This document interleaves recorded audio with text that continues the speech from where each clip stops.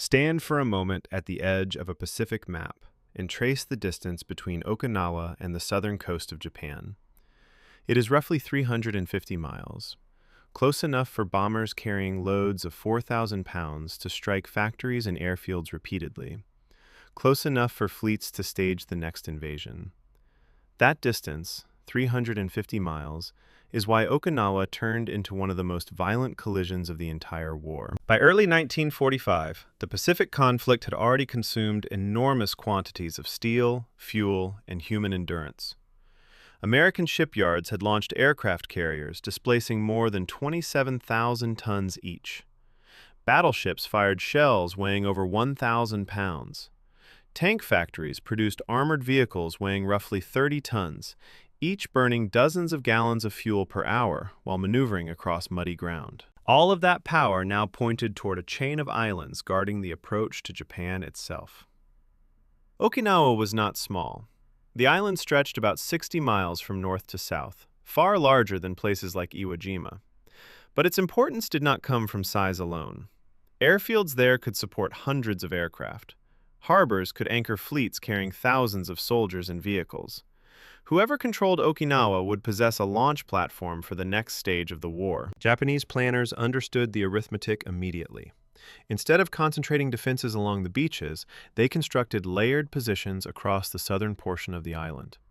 The Shuri line, a network of caves, tunnels, and reinforced positions, spread across hills and ridges. Concrete bunkers several feet thick concealed artillery pieces capable of firing shells weighing more than 20 pounds. Mortars waited behind ridge lines where forward observers could guide fire onto advancing troops. More than 100,000 Japanese soldiers occupied those positions. Ammunition stores filled caves carved into limestone. Supplies were stacked carefully because resupply from the mainland had already eroded under submarine attacks and bombing raids. Now imagine the view offshore in April 1945. More than 1,000 Allied ships assembled near Okinawa. Transport vessels carried soldiers, trucks, artillery pieces, and tanks weighing roughly 30 tons each. Aircraft carriers launched fighters and bombers capable of dropping bombs weighing 500 pounds or more. Destroyers carrying depth charges and anti-aircraft guns patrolled constantly because Japanese aircraft still operated from bases on the mainland. Inside one of those carriers, mechanics worked beneath aircraft wings while engines rattled loudly across the deck. Each plane required fuel measured in hundreds of gallons for a single mission. Bombs weighing several hundred pounds hung beneath the fuselage, waiting for the moment when the pilot would receive clearance for takeoff. The invasion began on April 1, 1945. Landing craft surged toward Okinawa's beaches, carrying soldiers weighed down with rifles, ammunition, grenades, and equipment packs, pushing their total load above 60 pounds. The engines of those craft roared across shallow waves as naval guns continued firing shells heavier than 1,000 pounds toward suspected Japanese positions inland. What surprised many soldiers was the quiet. Japanese forces did not rush the beaches with immediate counterattacks. Instead, they waited inside fortified positions further inland. The opening landings secured ground quickly, and American forces began moving across the island with relative speed. But that movement soon collided with the Shuri line. Picture a tank approaching one of those defensive ridges. The vehicle weighs roughly 30 tons. Inside, the crew hears the engine vibrate through steel plates, while the 75mm gun carries shells weighing about 15 pounds. Outside, infantry advance cautiously because every ridge might hide machine guns firing hundreds of rounds per minute.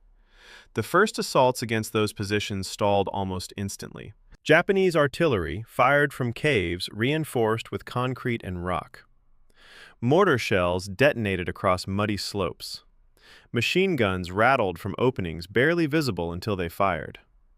Each ridge had to be taken with grenades, flamethrowers, demolition charges, and direct tank fire. The weather added another adversary. Spring rains turned Okinawa's soil into thick mud that swallowed vehicle tracks and slowed infantry movement. Trucks carrying fuel drums weighing over 40 pounds struggled along narrow roads under constant artillery fire. Medical units attempted to evacuate wounded soldiers while shells continued exploding nearby. I remember reading field diaries from soldiers who fought there, and one passage always lingers in my mind. A Marine described the ground itself shaking under the constant barrage of artillery. Not a single explosion, but thousands over days and weeks. Meanwhile, another threat arrived from the sky.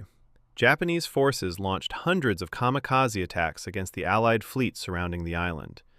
Aircraft loaded with bombs weighing several hundred pounds deliberately crashed into warships.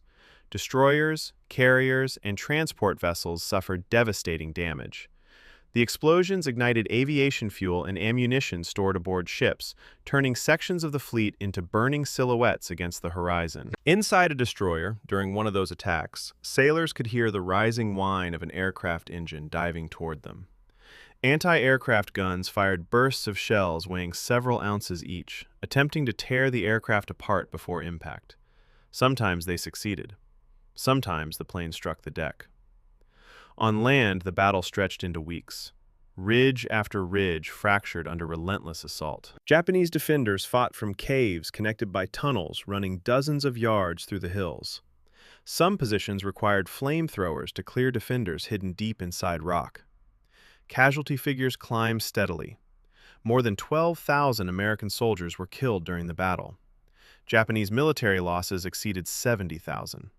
Civilian casualties also reached into the tens of thousands as fighting engulfed villages and farmland across the southern part of the island. When historians examine Okinawa today, the numbers alone reveal its scale. More than 1,000 Allied ships participated. Over 500,000 American troops rotated through the campaign. Artillery fired millions of shells. Aircraft flew thousands of sorties carrying bombs measured in tons. While studying the operational maps years ago, I remember tracing the ridges of the Shuri line with my finger and realizing how narrow each defensive corridor actually was. On paper, it looks like a simple line across the island.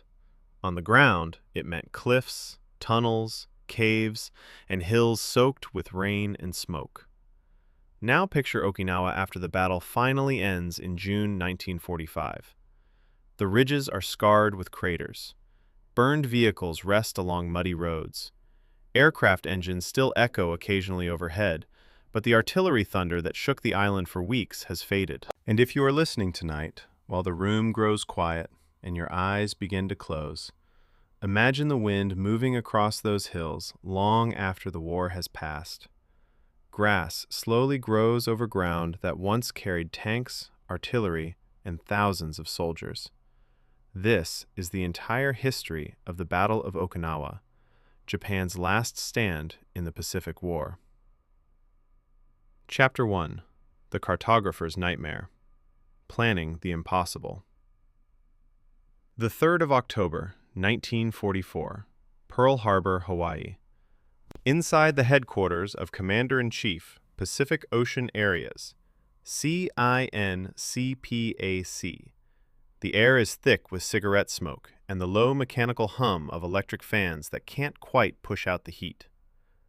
There are maps everywhere. They cover the walls, they cover the tables. They are rolled in cylinders stacked against the furniture like a library of places that are about to be changed forever.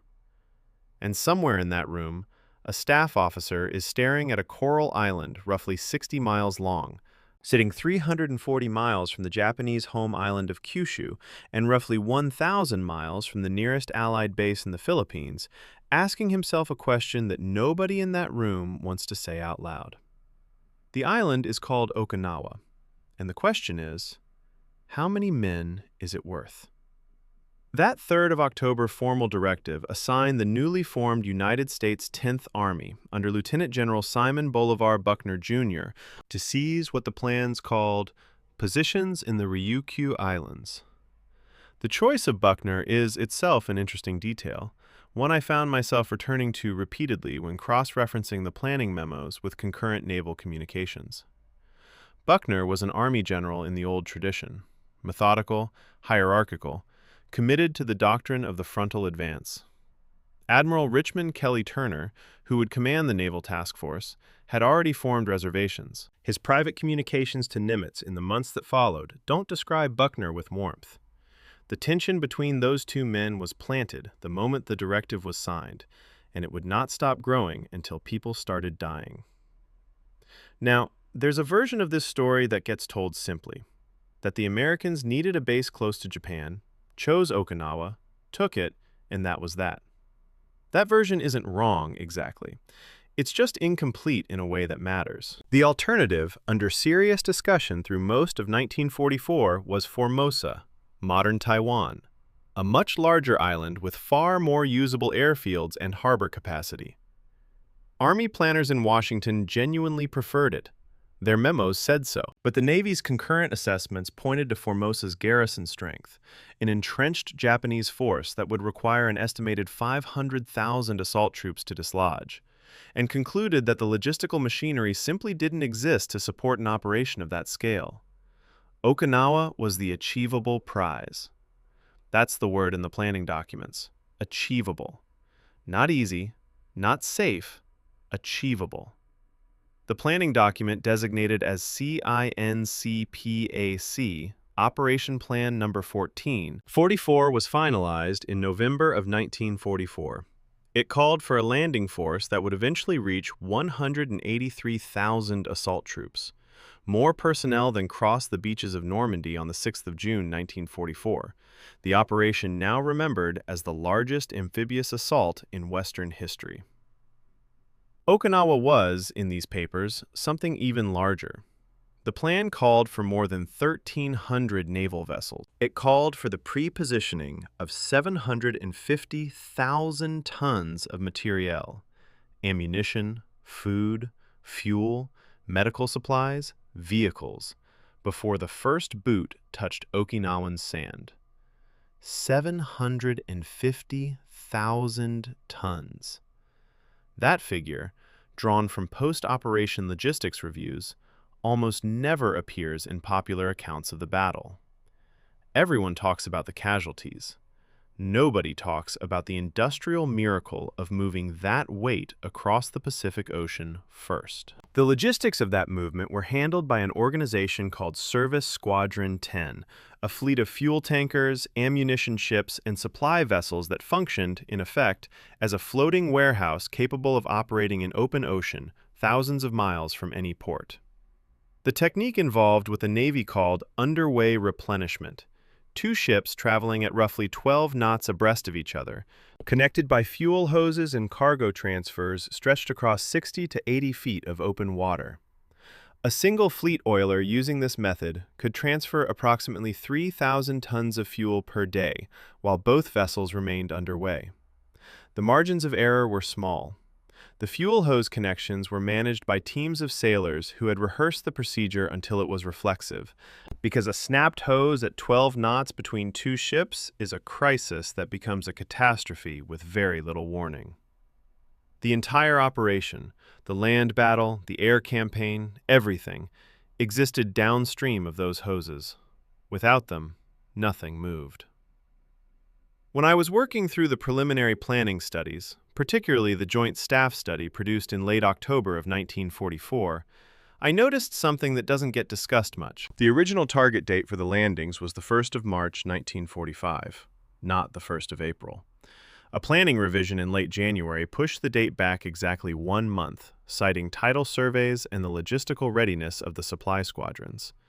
The March date would have beaten most of the Okinawan rainy season. The April date landed men in the mud during the heaviest months of rainfall in the island's calendar. The revised date was chosen for rational reasons. The consequences were not rational. That 1 month slip produced weeks of combat in conditions that turned the ground into something men in the after-action reports described, repeatedly, simply as impassable. The planner who made that revision presumably slept fine the night he signed it. There's a moment in the historical record that I find myself returning to, because it carries a weight that no summary of tonnage figures can quite match.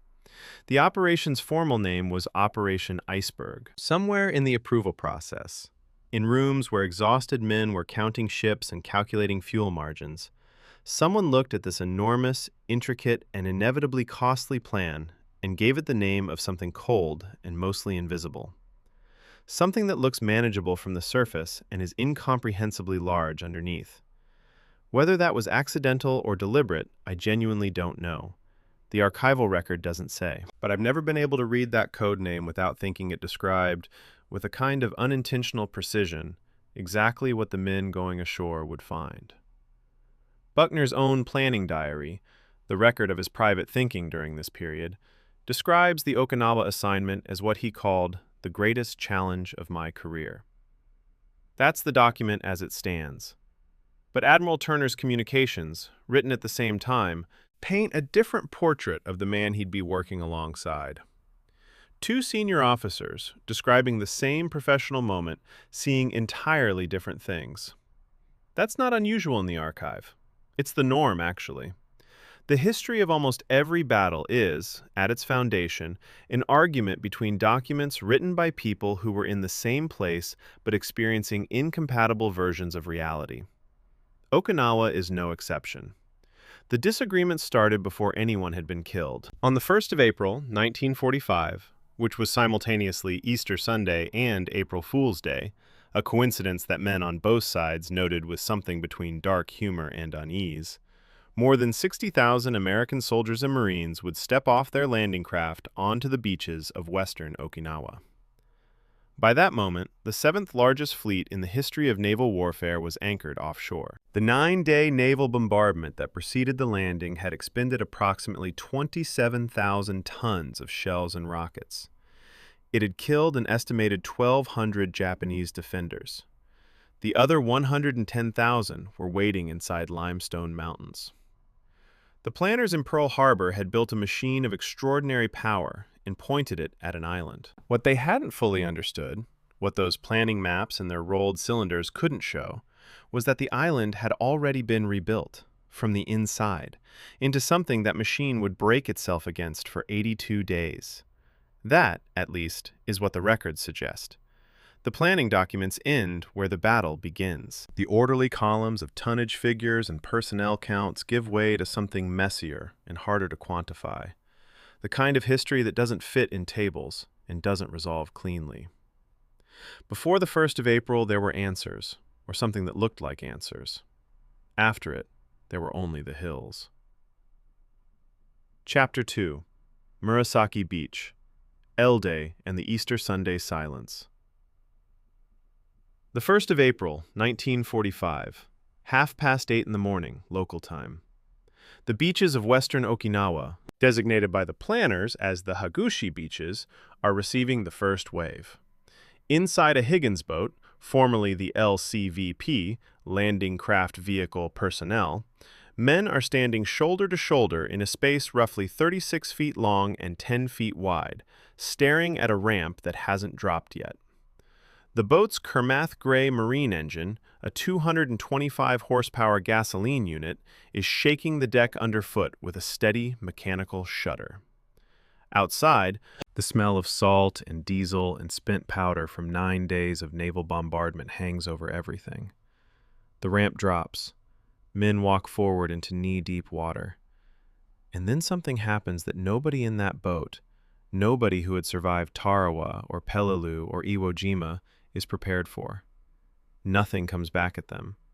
The silence on those beaches has become something of a legend in the Pacific War's historiography, and I want to be precise about what it actually meant, because its significance isn't always explained clearly. By the spring of 1945, American assault troops landing on Japanese-held islands had developed a particular conditioning, a set of expectations rooted in experience. They expected the beaches to be defended. At Tarawa, in November of 1943, roughly 1,000 American Marines died on the beaches alone in the first few hours. At Iwo Jima, just 6 weeks before Okinawa, the 1st and 5th Marine Divisions absorbed nearly 7,000 casualties in the first 72 hours of fighting. These men stepping off their boats at Hagushi had internalized a version of reality in which a defended beach looked a certain way and felt a certain way, and what they found instead on the 1st of April was simply wrong. The beach was empty. The land was quiet. The fields beyond the sand were green and undamaged, with cows grazing in them. Nobody was shooting. By noon on L-Day, American forces had seized both Yontan and Kadena airfields, two of the primary objectives of the entire operation, ones the planners had scheduled for seizure on Day 3, possibly Day 4. The 7th Infantry Division and elements of the 1st Marine Division were pushing inland at a pace that confounded every logistical schedule, every supply distribution plan, every casualty estimate that had been so carefully constructed over the previous months. General Buckner's staff cabled Nimitz with a message describing the day as an extraordinary success. Some men were calling it the world's greatest April Fool's joke. Others were celebrating the fact that they hadn't died. And that was real, and that was worth celebrating. But there was another man watching the Americans walk ashore without opposition, and he wasn't confused, and he wasn't alarmed. He was satisfied. Lieutenant General Mitsuru Ushijima, commander of the Japanese 32nd Army, and the man responsible for Okinawa's defense, had positioned himself 150 feet underground, beneath the ancient Ryukyuan castle at Shuri, in a tunnel complex that American aerial photography had comprehensively failed to map in any detail. His plan, designed in large part by his senior staff officer, Colonel Hiromichi Yahara, called for the complete abandonment of the beaches, not because the beaches couldn't be defended, but because defending them would cost him men he couldn't replace, against firepower he couldn't match, for ground that didn't matter. Ushijima had decided that the Americans could have the beaches, the open fields, both airfields, the northern two-thirds of the island. All of it. What they couldn't have, without paying a price calculated to be catastrophic, was the southern ridge system, a layered complex of hills, limestone escarpments, and interconnected tunnels centered on Shuri. Let the Americans land. Let them celebrate. Let them move inland. And then make every yard of southward progress cost more than the next yard of progress could be worth. When I was cross-referencing captured Japanese operational orders, translated documents held at the National Archives, with the American after-action reports from that first day, the divergence between the two sets of documents is almost disorienting. The American reports describe L-Day as a tactical surprise, crediting American planning and naval bombardment for suppressing the Japanese response. The Japanese orders, written weeks before the landing, described the undefended beaches as an intentional first move. The Americans interpreted their easy landing as evidence of success. The Japanese intended it as an invitation. Two complete and self-consistent narratives, incompatible at their foundations. I'm not sure either side was entirely wrong about what they experienced. I am fairly sure the Japanese understood what was happening better than the Americans did, at least on that first morning. Now, there's a technical detail about those landing craft that I think matters here, because it tells you something about the scale of the machinery involved. The Higgins boat's bow ramp was engineered to drop at roughly 18 inches of water depth, measured by a forward keel sensor. At the Hagushi beaches, the approach gradient was shallow enough that a significant number of first-wave boats grounded 30 or 40 yards offshore, beyond the design depth, forcing men to wade through deeper water than the craft was built for. The engine had to be throttled back to prevent broaching in the surf while the troops offloaded. Under fire, that extra 30 yards could mean the difference between arriving at the beach in reasonable condition and arriving there depleted. Under no fire at all, it just meant wet boots. On the 1st of April, it meant wet boots. That mattered too, in its way, because men who had crossed those beaches expecting death and found only green fields and quiet cattle were going to carry that strange reprieve forward with them. The relief was real. The danger was also real. It was simply located further inland, inside a mountain, waiting for them to come to it. The official history of the battle, Okinawa, the Last Battle, published in 1948 by a team of Army historians, describes morale among the assault troops during the initial advance as, and I quote, high. That's the official position. But Eugene Sledge's memoir, With the Old Breed, written across 3 decades from notes he kept hidden from his officers in a small Bible, describes a different psychological texture during those same days. Not fear of the beach, which didn't come, but a kind of spreading unease, a discomfort with the silence that was worse in some ways than the expected noise would have been. Sledge was a private in the 1st Marine Division, a man who had already survived Peleliu, which most historians now consider one of the Pacific War's most brutal engagements, And he wasn't an excitable witness.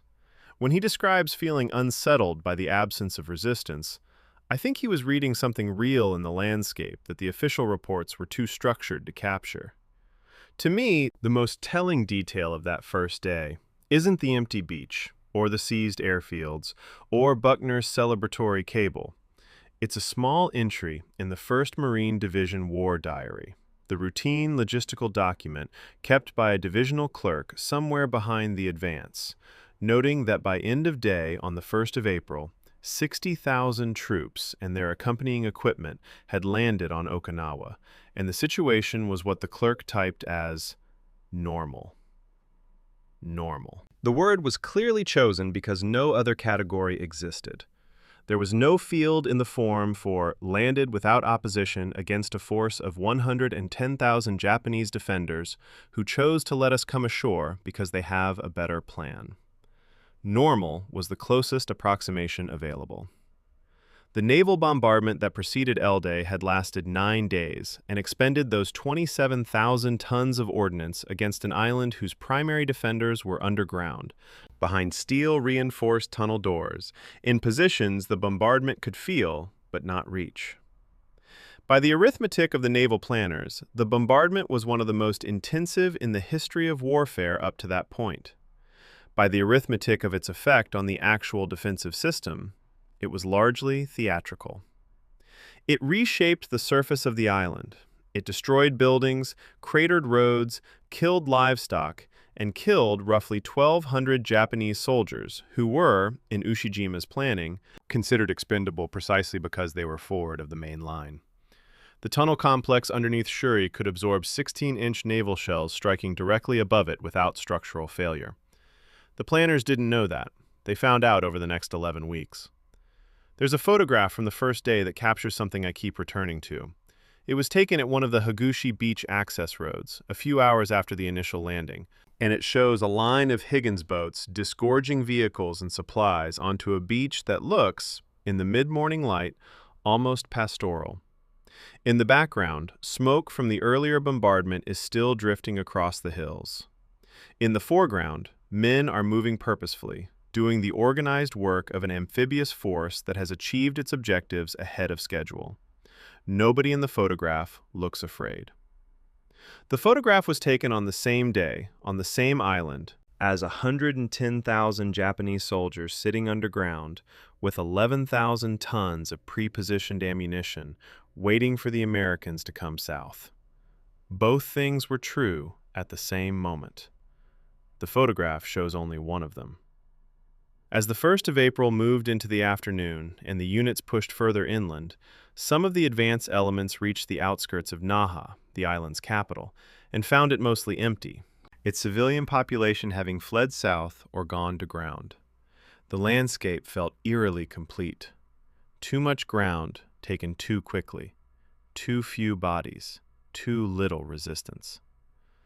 A Marine sergeant, in testimony collected for a unit history, described his feeling walking inland that afternoon as the sense that something was wrong without being able to say what.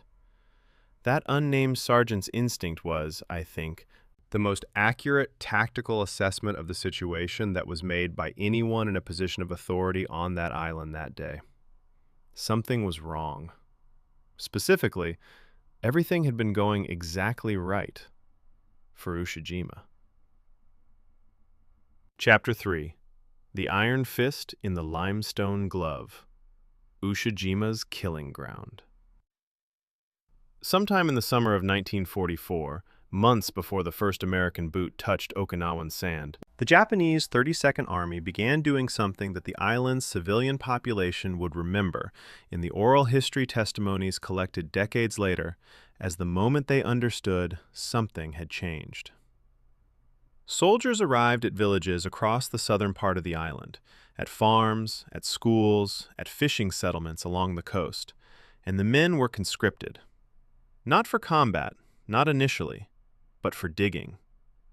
By late summer, an estimated 100,000 Okinawan civilians were participating in a construction program of extraordinary scale, carving by hand and machine through the coral limestone ridge system of southern Okinawa, building what would become the most formidable defensive network in the Pacific theater. The work was done largely at night. American aerial photography, analyzed at the Joint Intelligence Center in Pearl Harbor, failed to reveal its true extent. That failure alone cost thousands of American lives. The man primarily responsible for the design of that system was not General Ushijima, though Ushijima commanded it. The architect was Colonel Hiromichi Yahara, senior staff officer of the 32nd Army, and if there is a figure in the entire Battle of Okinawa who deserves more sustained attention from historians than he typically receives, it's Yahara. He had studied American amphibious assault doctrine extensively. The archives of his captured personnel file note specifically that he had analyzed the operations at Tarawa and Peleliu. He understood what American firepower looked like and what it could do. He understood that a Japanese force defending Okinawa conventionally, defending the beaches with infantry in prepared positions, would be destroyed by naval gunfire before the fighting even became a land battle. So he designed something that naval gunfire couldn't reach. He designed a defensive system that was, in the most literal sense, inside the island itself. The tunnel complex underneath and around Shuri Castle was the spine of the entire defensive network. The Japanese 32nd Army headquarters was established 30 to 40 meters underground, in chambers large enough to house approximately 1,000 men, reinforced with steel and concrete to absorb the overpressure from naval shells detonating on the surface above. Multiple entrance and exit tunnels gave the occupants multiple escape routes. Separate chambers served operations, communications, and medical functions with a degree of organizational sophistication that surprised American engineers who entered them after the battle. Above this central spine, extending outward across the ridge system to the north, south, east, and west, ran a tunnel network whose total extent remains, to this day, disputed in the historical literature. American post-battle engineering surveys estimated approximately 40 miles of tunnel. Yahara's own memoir, written in Japanese in 1973 and translated into English in 1995, gives a figure of over 60 miles. That gap, 20 miles of tunnel that American surveyors apparently didn't find, is one of the quietly disturbing loose ends in the archival record. The defensive philosophy that Yahara implemented was designed around what he understood about the geometry of American infantry assaults. Every approach to every significant position on the Shuri line was covered from multiple directions simultaneously. Take the Maeda Escarpment, the feature that would become known to American soldiers as Hacksaw Ridge, as one example. Captured Japanese artillery records, translated by American intelligence teams and now at the National Archives, reveal that every route of approach to the escarpment had been plotted to within 10 meters. Mortar and artillery crews had rehearsed the process of shifting between pre-registered target coordinates. Machine gun positions were sighted not to create single fields of fire, but to create overlapping ones, so that any attacker advancing on one position was simultaneously visible to and targeted by the positions on either side. Destroying one position didn't open the approach to the next one. It just meant you were now completely visible to two surviving positions instead of three. There's a specific weapon that I want to spend a moment on, because it illustrates how precisely tailored the Japanese defensive equipment was to the specific conditions of tunnel warfare. The Type 92 battalion gun, a 70mm howitzer, had a carriage that could be disassembled into subcomponents narrow enough to move through a standard tunnel doorway. The gun could be rolled to a firing aperture cut into the limestone face of a ridge, discharged, and rolled back inside in under 1 minute. American counter-battery radar of the period, the SCR-584 system deployed with 10th Army artillery units, required a minimum of several seconds of firing signature to acquire a gun's position with sufficient precision for a return shot. A crew that could get their weapon back through a tunnel door in under 60 seconds was, in practical terms, invisible to counter-battery fire. American artillery officers during the battle reported this problem repeatedly. They were firing enormous quantities of ammunition at positions that fired back, then vanished, then fired back again from somewhere slightly different. The frustration in those after-action reports is palpable, even 80 years later. When I was working through the translated excerpts of Yahara's memoir, alongside the American intelligence assessments written at the same time, One discrepancy kept catching my attention. The American assessments, particularly the G2 intelligence summaries from the early weeks of the battle, consistently describe the Shuri defensive line in terms that suggest partial understanding. They identified the main ridge positions, they mapped many of the known firing points, they understood the principle of defense in depth. What they consistently underestimated was the ammunition stockpile. Pre-battle estimates placed Japanese artillery ammunition at sustainable levels for perhaps 4 to 6 weeks of intensive combat. What the 32nd Army had actually pre-positioned, according to captured Japanese quartermaster records, was approximately 11,065 tons of artillery ammunition, enough to sustain 82 days of fighting without a single resupply shipment. That figure meant the Japanese could absorb any level of American artillery superiority for the entire duration of the campaign without running short. And they did. The 11,000-ton figure deserves a moment of sustained attention because it represents a calculation that Yahara and his logistics staff made with complete clarity of purpose. They knew that once the Americans landed, naval blockade would prevent any resupply reaching the island by sea. They knew that air resupply was impossible against American air dominance. They were building, therefore, not a defensive system that expected to be sustained from outside, but one that was entirely self-contained, a military island within an island, designed to absorb American firepower for as long as its pre-positioned stocks held. The stockpiling was the strategy. Everything that followed was just execution. Ushijima received daily reports of the American advance during the first weeks of April, watching the 10th Army push north and occupy the undefended portions of the island with impressive speed. He knew they were coming south.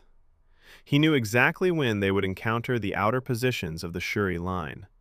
He knew what would happen when they did.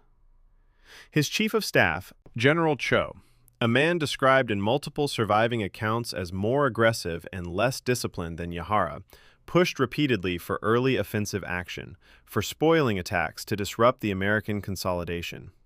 Ushijima held back. The plan required patience. The plan required letting the Americans come to the prepared ground on the prepared terms. The plan required, in a specific and uncomfortable sense, the willingness to let his men sit underground and wait, while the largest fleet in the Pacific assembled offshore above them. What Yahara understood, and what I think the post-war historiography has been slow to fully credit, is that the Shuri defense wasn't designed to defeat the American invasion.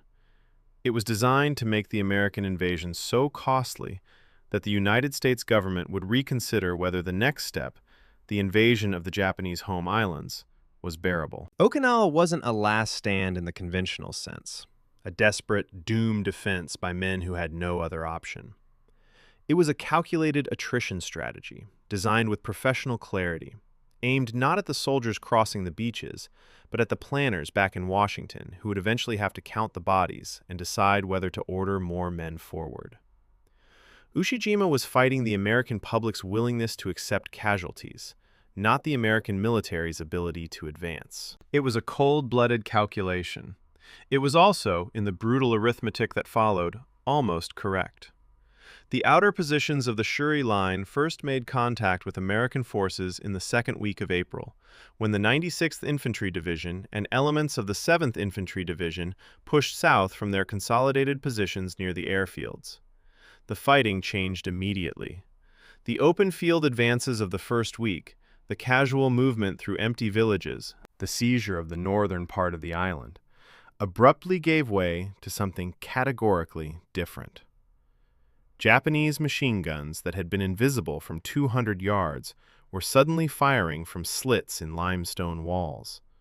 Artillery, whose positions no one had identified, began hitting troop concentrations with a precision that suggested the coordinates had been logged and memorized months earlier. Men who had walked through fields on the 1st of April were now measuring their daily advance in yards instead of miles.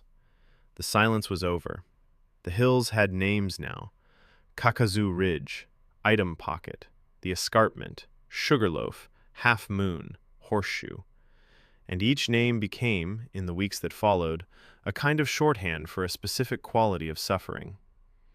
The 32nd Army had spent 6 months building those names into the limestone, and the Americans who encountered them were going to spend the next 2 months paying for every foot of them.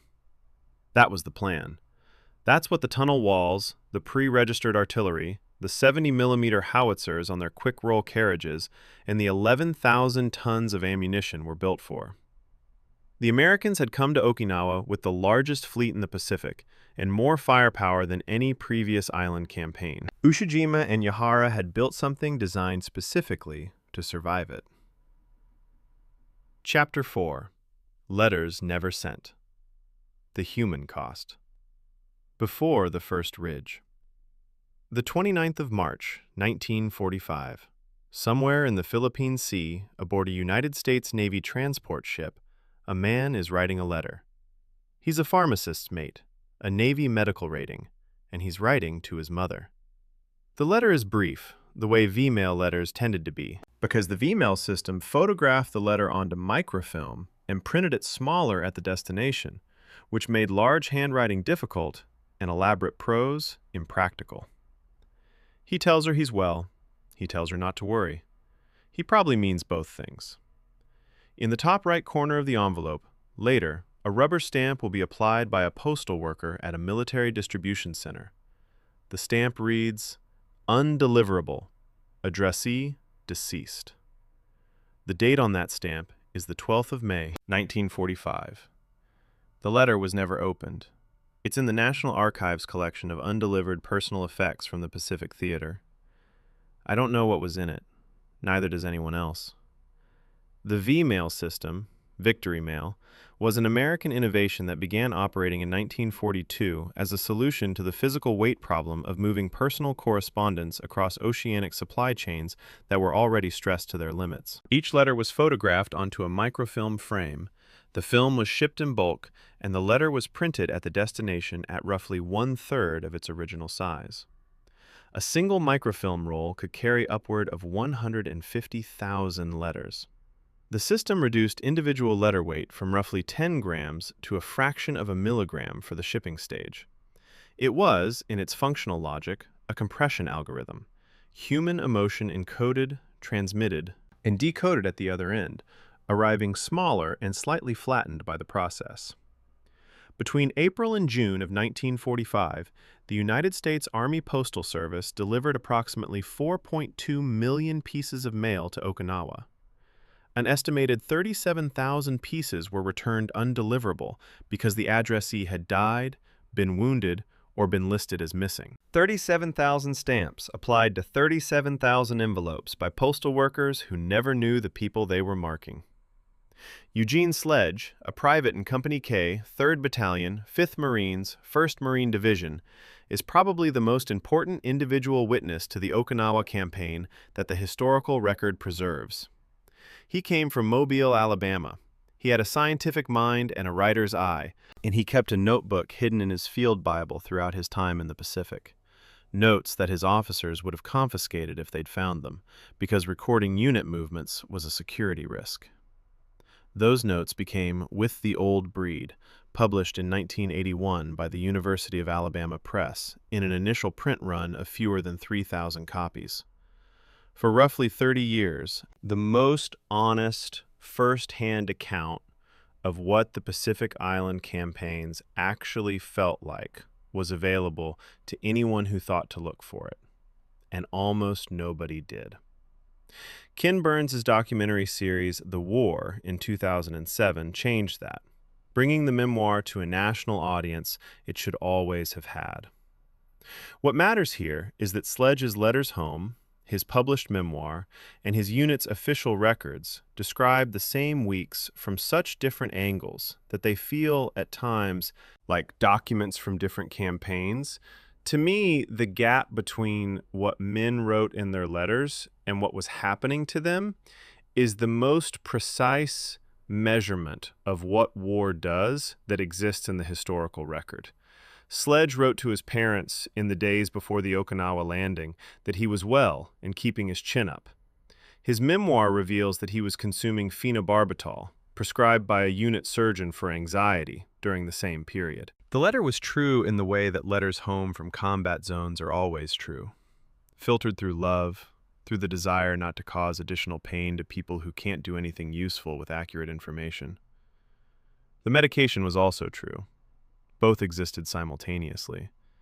The official morale reports, compiled by Army and Marine Corps chaplains and intelligence officers during the same weeks, describe morale as high.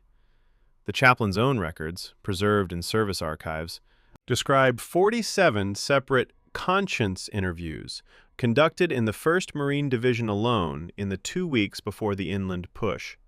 Soldiers and Marines requesting pastoral guidance on killing, on fear, on reconciling what they'd already seen with what they believed.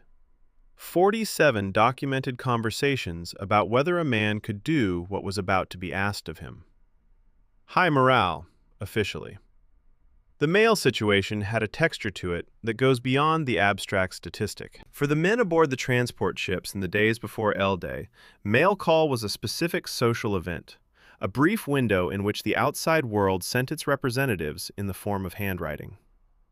The Marine Corps University Archives holds a photograph taken at a mail distribution point near Kadena Airfield, sometime in early April of 1945. Men are sitting and standing in a loose group, reading. Some are smiling. One man in the foreground is reading a letter with the particular focused quiet of someone who has temporarily left the island in his mind and is somewhere else entirely. The photograph was taken in the afternoon. The first mass kamikaze attack, Operation Kikusui No. 1, struck the fleet 6 hours later. There's a category of casualty from Okinawa that almost never appears in the tables that people cite when they're describing the battle's cost. The 10th Army Surgeon's final report records 26,211 non-battle casualties during the campaign, a statistical category that includes psychiatric breakdown, combat fatigue, and cases classified medically as exhaustion. This number represents approximately 14% of the entire 10th Army. Army psychiatrists who were present during the battle documented their observations in real time, noting that the combination of near-constant artillery fire from both directions, the inability to quickly evacuate wounded due to Japanese defensive coverage of casualty collection points, and the unrelenting rain created what they described, in the careful language of military medicine, as a clinical profile they hadn't previously encountered. The report is precise and dispassionate. It's also, when you sit with it, a document about men being used up. 26,000 people who arrived on Okinawa intact and left it, in some fundamental way, altered. When I sat with the chaplain's record from that 1st Marine Division Conscience interview series, 47 men, 2 weeks, 1 division, I found myself thinking less about the abstract statistics and more about the specific situation those conversations represented. A man approaches a chaplain, or a unit medical officer, or in some cases simply another soldier he trusts, and tries to put into words something about what he's doing and what it's costing him. The chaplain's report is clinical in its tone, because that's what military documentation requires. But underneath the clinical language is the record of human beings trying to articulate something the available language wasn't designed to carry. I don't have the individual words those men used. The report doesn't preserve them. What it preserves is the fact that 47 men tried, in a 2-week span, to say something true about what they were living through to someone who might listen. That's not a data point. That's a kind of courage that doesn't get counted in the casualty tables. An Okinawan schoolteacher named Taira Koji, whose diary was found in the ruins of Naha and translated in a post-war collection of civilian accounts, wrote in February of 1945 that Japanese army officers had arrived at his school to conscript students for labor brigades. He described the students, mostly boys between 14 and 17 years old, as appearing proud and frightened at the same time. The diary ends in April. What happened to Taira after that, the archive doesn't say. He's one of perhaps 300,000 Okinawan civilians who were on that island when the battle started, most of whom had no meaningful say in any of the decisions that had placed them there, and many of whom would not survive the next 11 weeks. The battles that get named and mapped and written about in campaign histories happened to soldiers. The space between those battles, the space where people like Taira Koji and his students exist, tends to become the silences in the official record. The weight of undelivered mail is a strange kind of historical evidence, but I keep coming back to it. 37,000 pieces of mail returned to their senders or held in archive storage because the person they were addressed to no longer existed at a location where mail could reach them. Every piece of V-mail had been through the microfilm process, compressed, transmitted, expanded. Every piece had a stamp. Most of the stamps said something like, killed in action or missing in action, or used the more bureaucratic formulation of the one I mentioned at the beginning. Undeliverable, addressee deceased. The postal workers applying those stamps weren't making decisions. They were recording outcomes that had already been determined somewhere else, on some ridge in southern Okinawa, at some hour that the letter's author had not survived. The letters, compressed and printed smaller by the process of transmission, arrived at their original size at the distribution centers, and then they were stamped, and then they went back, or they went into a box, or they went eventually into an archive where someone like me can read the stamps but not the letters. The specific pharmacy inventory for Sledge's unit in the weeks before the inland advance, this is a document I came across in a peripheral search, not the kind of thing that appears in campaign histories, shows phenobarbital listed as a dispensed pharmaceutical under his unit's medical records, not as an unusual item, as a routine one. Standard Pacific Theater protocols in 1945 included what the Army's medical regulation for that theater described as pharmacological support for anxiety presentations in pre-combat and early combat phases. The clinical language is as compressed as V-mail, and about as revealing. What it means, translated out of the medical register, is that significant numbers of men going into the Okinawa campaign were being given sedative medication before they even crossed the Shuri line. The hills were still weeks away. The fear had arrived already. Chapter 5. Kikusui, Chrysanthemums on the Water. Radar Picket Station Number 1, approximately 50 miles northwest of Okinawa, the 6th of April, 1945, somewhere before dusk. A fighter director officer aboard a destroyer is watching a radar scope. The scope is of a type that performs reliably when tracking 20 separate contacts simultaneously. He has 47 contacts on his screen.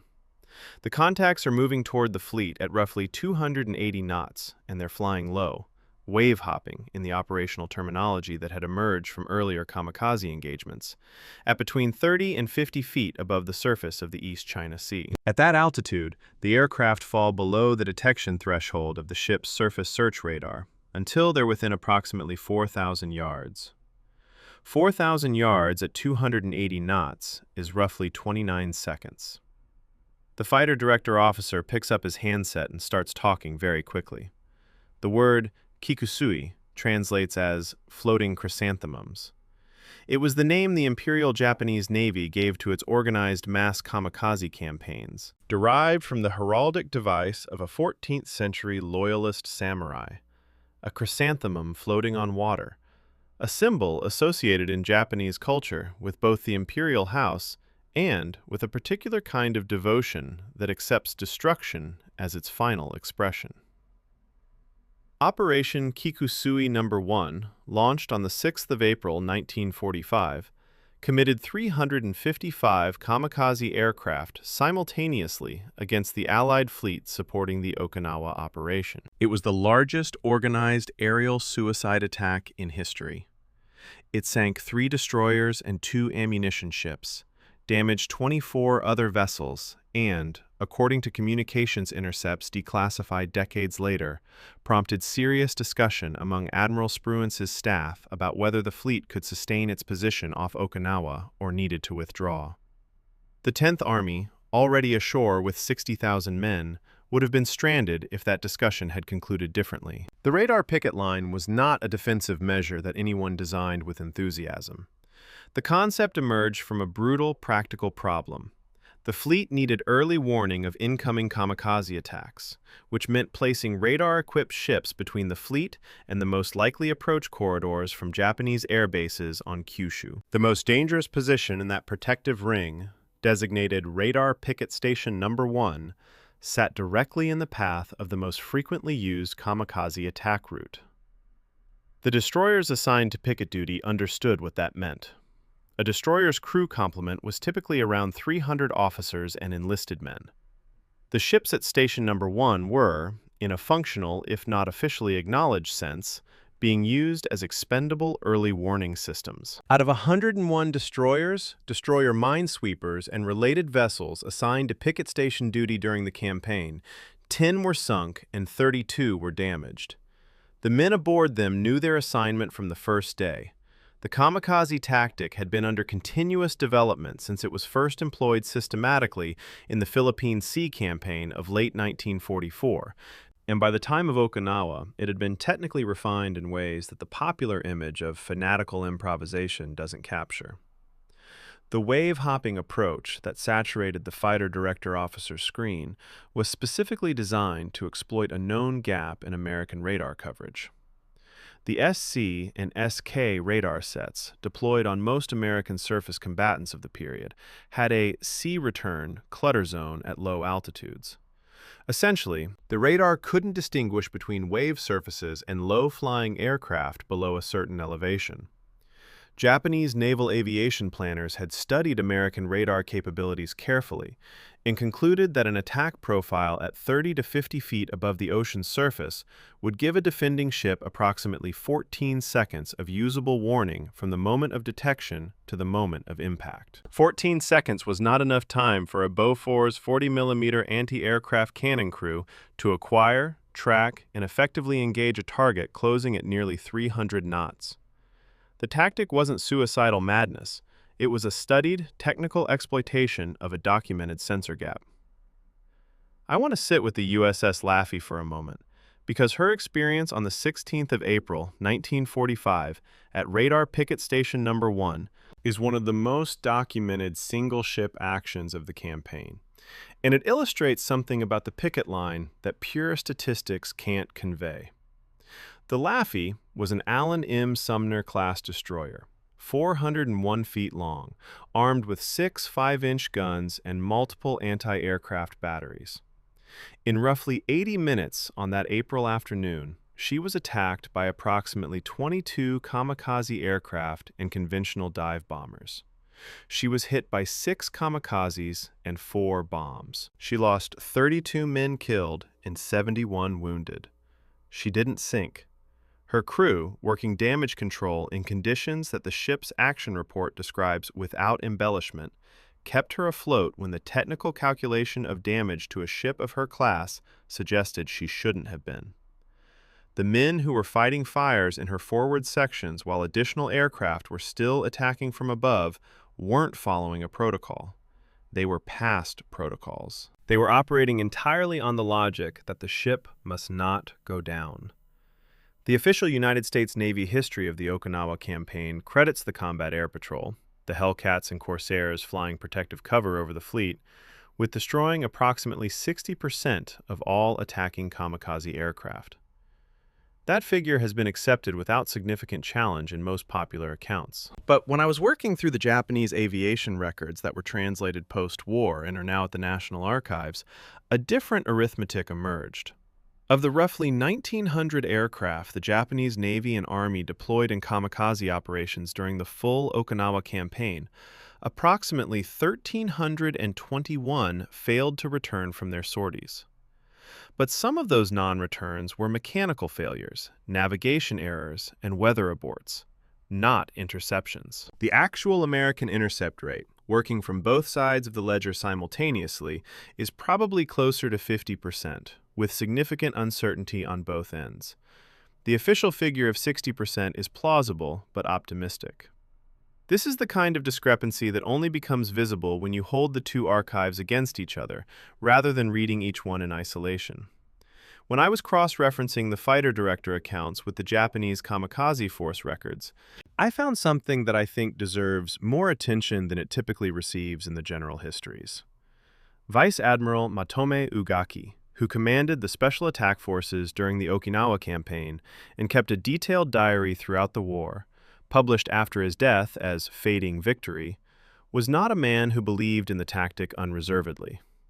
His diary entries from the Okinawa period show a commander who understood the attrition his forces were absorbing, who calculated the exchange ratios, and who continued because the institutional logic of the Imperial Navy in 1945 had reached a point where continuing was the only form of action available to a man in his position.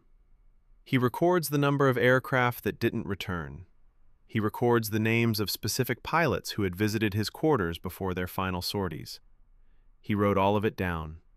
And then, on the 15th of August, 1945, the day Japan formally surrendered, he climbed into an aircraft at Oita Airfield and flew a final Kamikaze mission, dying as the war that had produced him ended. His diary was recovered. He was gone. The Navy's total casualties at Okinawa, 4,907 sailors killed and 4,824 wounded, represent the bloodiest single campaign in United States naval history, surpassing even the losses at Pearl Harbor in December of 1941. This figure almost never appears in the summary tables cited in ground battle accounts of Okinawa, which focus on the Army and Marine Corps casualties ashore. The two campaigns, the naval war fought on steel decks in the East China Sea, and the land war fought in limestone tunnels in southern Okinawa, are typically described in separate chapters of separate books, which creates the impression that they were separate events. They weren't.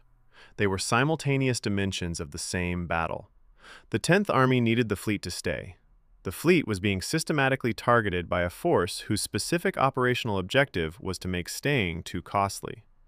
The sailors who died on the picket line were dying to keep the soldiers ashore from being stranded. The soldiers ashore never saw those deaths. They happened somewhere over the horizon, in the dark, to people they'd never met. There's a detail from the action report filed by USS LCS L357, a smaller landing craft support vessel assigned to picket duty during the April 12th attacks, that has stayed with me since I first read it. The report describes a wave of 4 aircraft approaching from the east at, the writer estimates, approximately 0 feet altitude. The writing is standard naval format, calm, sequential, precise in its measurements. But the third carbon copy of the report, the administrative file copy, has a brownish smear across its upper right corner that no archival cleaning process has been able to entirely remove. The smear could be many things. It could be coffee from the administrative office. It could be something else. I don't know, and neither does anyone who has cataloged the document. But every time I return to that report, I find myself looking at that corner first. Some evidence doesn't require verification. Some evidence just sits there, brown and quiet, and says what it says. The 10 Kikusui operations ran between the 6th of April and the 22nd of June, 1945, the full span of the land battle. They involved approximately 1,465 dedicated kamikaze sorties, plus an additional 1,391 conventional attack sorties. They sank 36 Allied ships and damaged 368 more. No aircraft carrier or battleship was sunk. Ushijima's calculation, when he designed the Shuri defense in combination with the naval attrition strategy, was that the fleet might crack before the Army did, that the cumulative damage to the naval support structure would force a withdrawal that would strand the 10th Army and make the ground battle unwinnable. It came closer to working than the official histories acknowledge. In the spring of 1945, the men on the picket destroyers were holding a line as surely as the men in the limestone ridges were trying to break one. Both lines held, at great cost, but they held. Chapter 6. Hacksaw Ridge. 1 man, no weapon, 75 lives. Near Urasoe-mura, Okinawa, late April 1945. A 400-foot limestone escarpment rises from the valley floor like a broken wall, its face nearly vertical, the top hidden from below by an overhang that makes the climbing harder. The escarpment has a formal designation, the Maeda Escarpment, but the men of the 1st Battalion, 307th Infantry Regiment, 77th Infantry Division have other names for it. None of them printable, all of them accurate. To reach the top, they climb cargo nets strung over the cliff face. From the lip above, Japanese defenders can look straight down at the men on the nets. The Americans at the base of the escarpment know this. They climb anyway, because the orders say to climb, because the Shuri line's outer defenses run through this ground, because there is no other way forward that the plan allows for. Somewhere in the second wave of men on those nets, carrying no weapon but a first aid kit and a rope, is a 25-year-old Seventh-day Adventist from Lynchburg, Virginia, named Desmond Thomas Doss. He is a medic. He has never carried a rifle. He never will. The official Medal of Honor citation for Private First Class Desmond T. Doss, signed by President Harry S. Truman on the 12th of October, 1945, is 7 paragraphs long. It is a document written in the careful, formal register of military commendation, which means it is simultaneously precise and, in a certain way, insufficient. The citation states that Doss was a company aid man when the 1st Battalion assaulted a jagged escarpment 400 feet high. It states that, as our troops gained the summit, a heavy concentration of artillery, mortar, and machine gun fire crashed into them, inflicting approximately 75 casualties and driving the others back. It states that Doss refused to seek cover, and instead began carrying the men to the edge of the escarpment and lowering them to friendly hands below. He fashioned a rope litter, the citation says, and lowered the casualties one by one over the edge. 7 paragraphs. The phrase "one by one" appears in paragraph 4 and does not expand, because the formal citation register doesn't expand. The actual meaning of "one by one" over several hours, alone, under fire, on a plateau from which everyone else had retreated, is something the citation's format cannot contain. The Maeda Escarpment sat within the outer defensive belt of the Shuri line, and it was held by Japanese forces who had prepared their positions with the same methodical precision that characterized the rest of the 32nd Army's defensive network. The plateau at the top was crisscrossed with fire from adjacent positions on neighboring ridges that could see the plateau surface and had it registered for artillery and mortar fire. An American assault force reaching the top of the escarpment didn't arrive in safety. It arrived on an open surface under observation from 3 directions simultaneously. The 1st Battalion's initial assault, which reached the crest, held it briefly, and was then driven back by a concentrated Japanese response, was not an unusual result for the conditions. It was, by the mathematics of the Shuri line, exactly what Yahara's defensive architecture was designed to produce. The Americans weren't being defeated by the Japanese soldiers on top of the escarpment.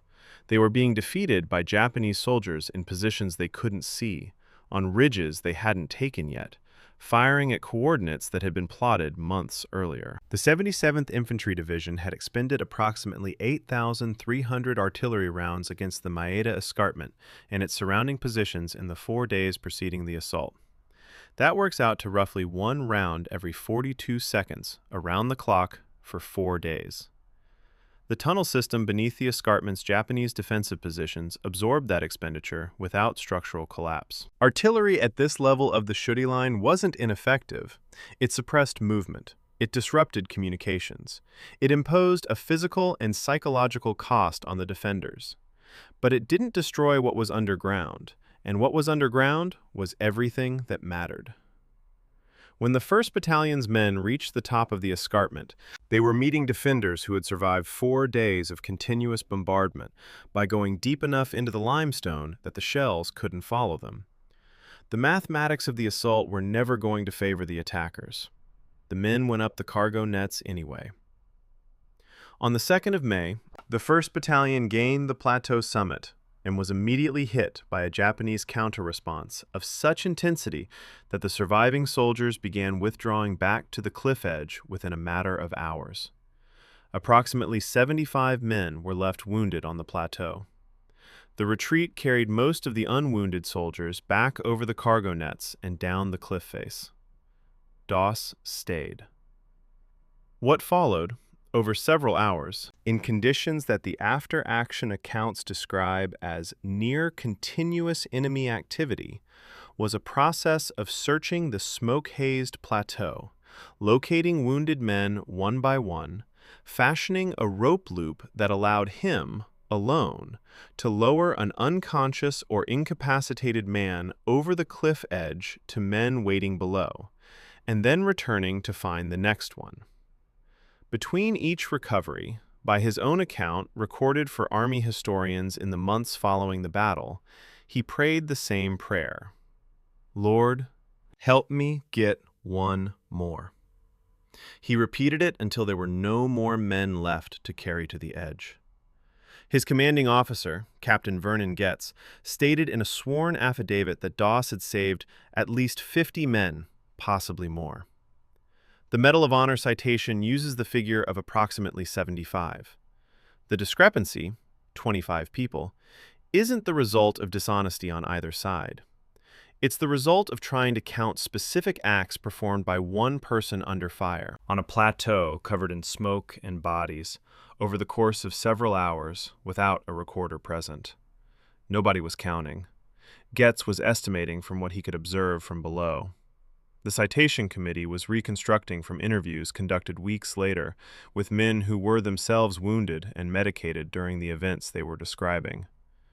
The minimum credible estimate is still staggering. The maximum estimate is almost beyond the capacity of the imagination to process if you sit with it long enough. 75 individual decisions to return to the edge of that plateau and lower one more man down. I find myself returning to one specific detail about Doss's service record that carries more weight, I think, than any single episode of heroism.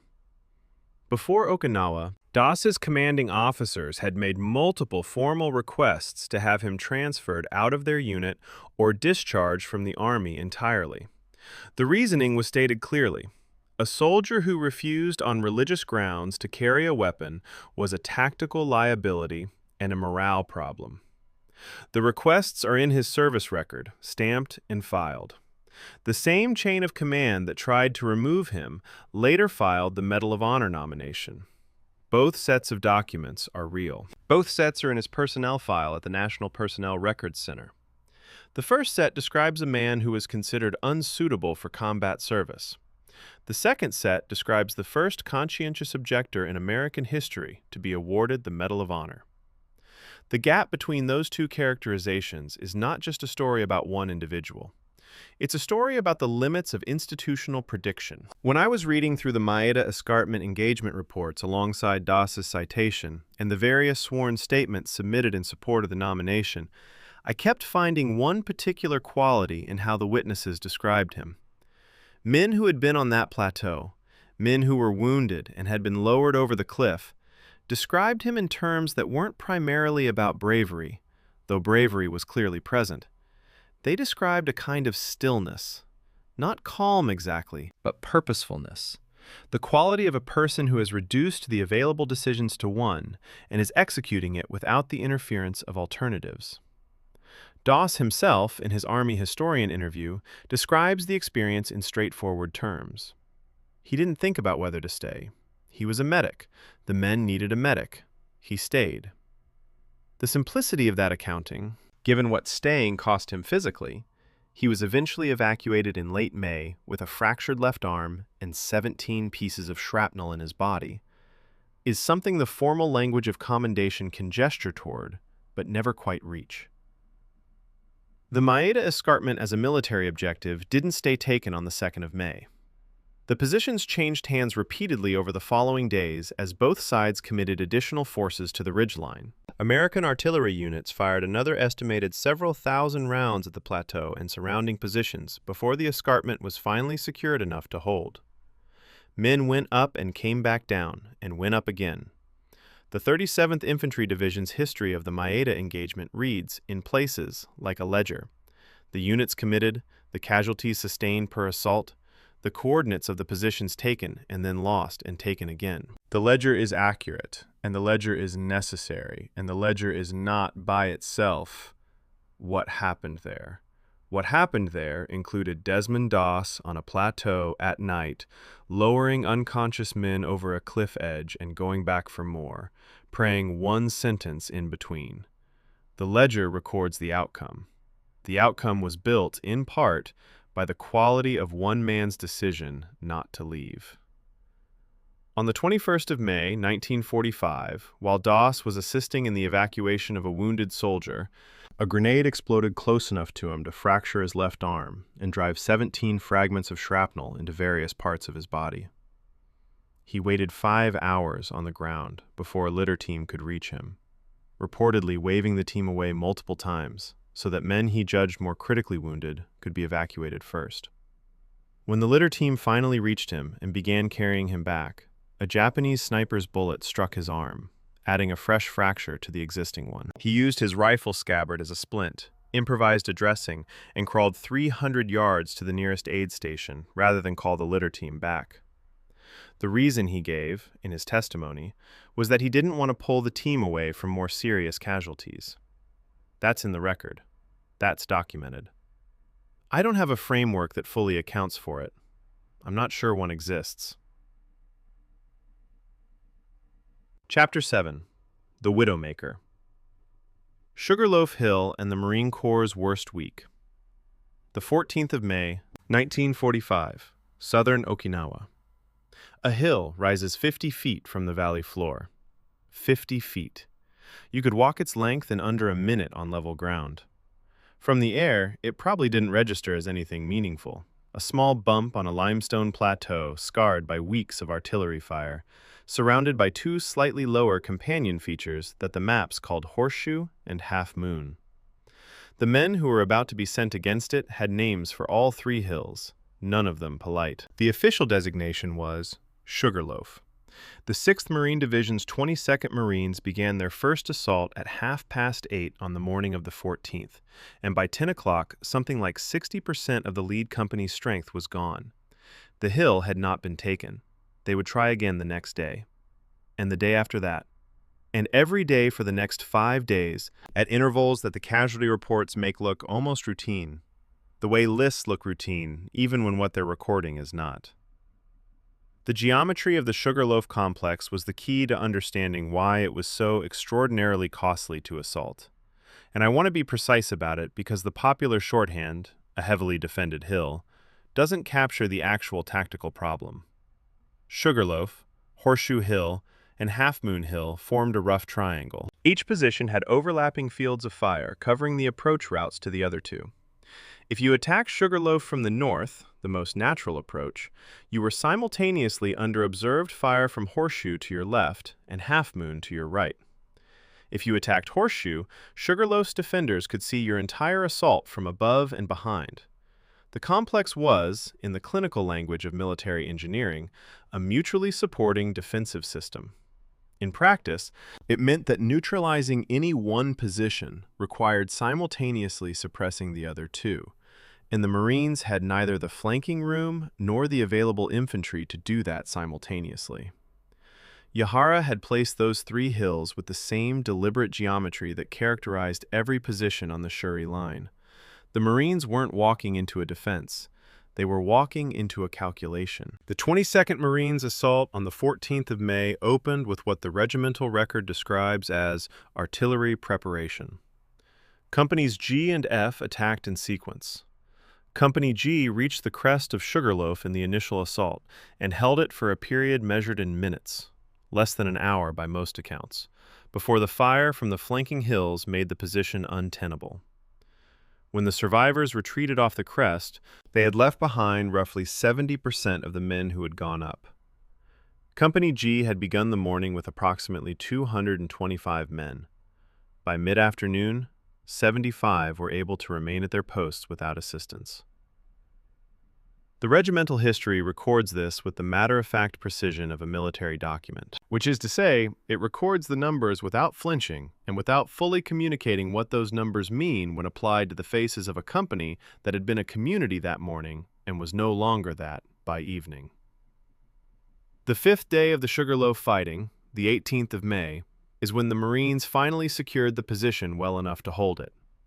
By then, the 6th Marine Division had committed the better part of 3 infantry regiments to the assault. The 22nd Marines, the 29th Marines, and elements of the 4th Marines had all fed units into the complex at various points.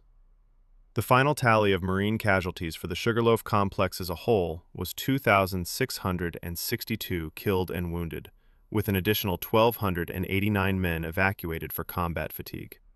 More than 1,600 of those casualties fell in the 5-day period between the 14th and 18th of May. 62% of the 6th Division's total campaign losses concentrated into 5 days of fighting on 3 hills with a combined area of less than 15 acres. The statistics are accurate. They're also, by themselves, inadequate.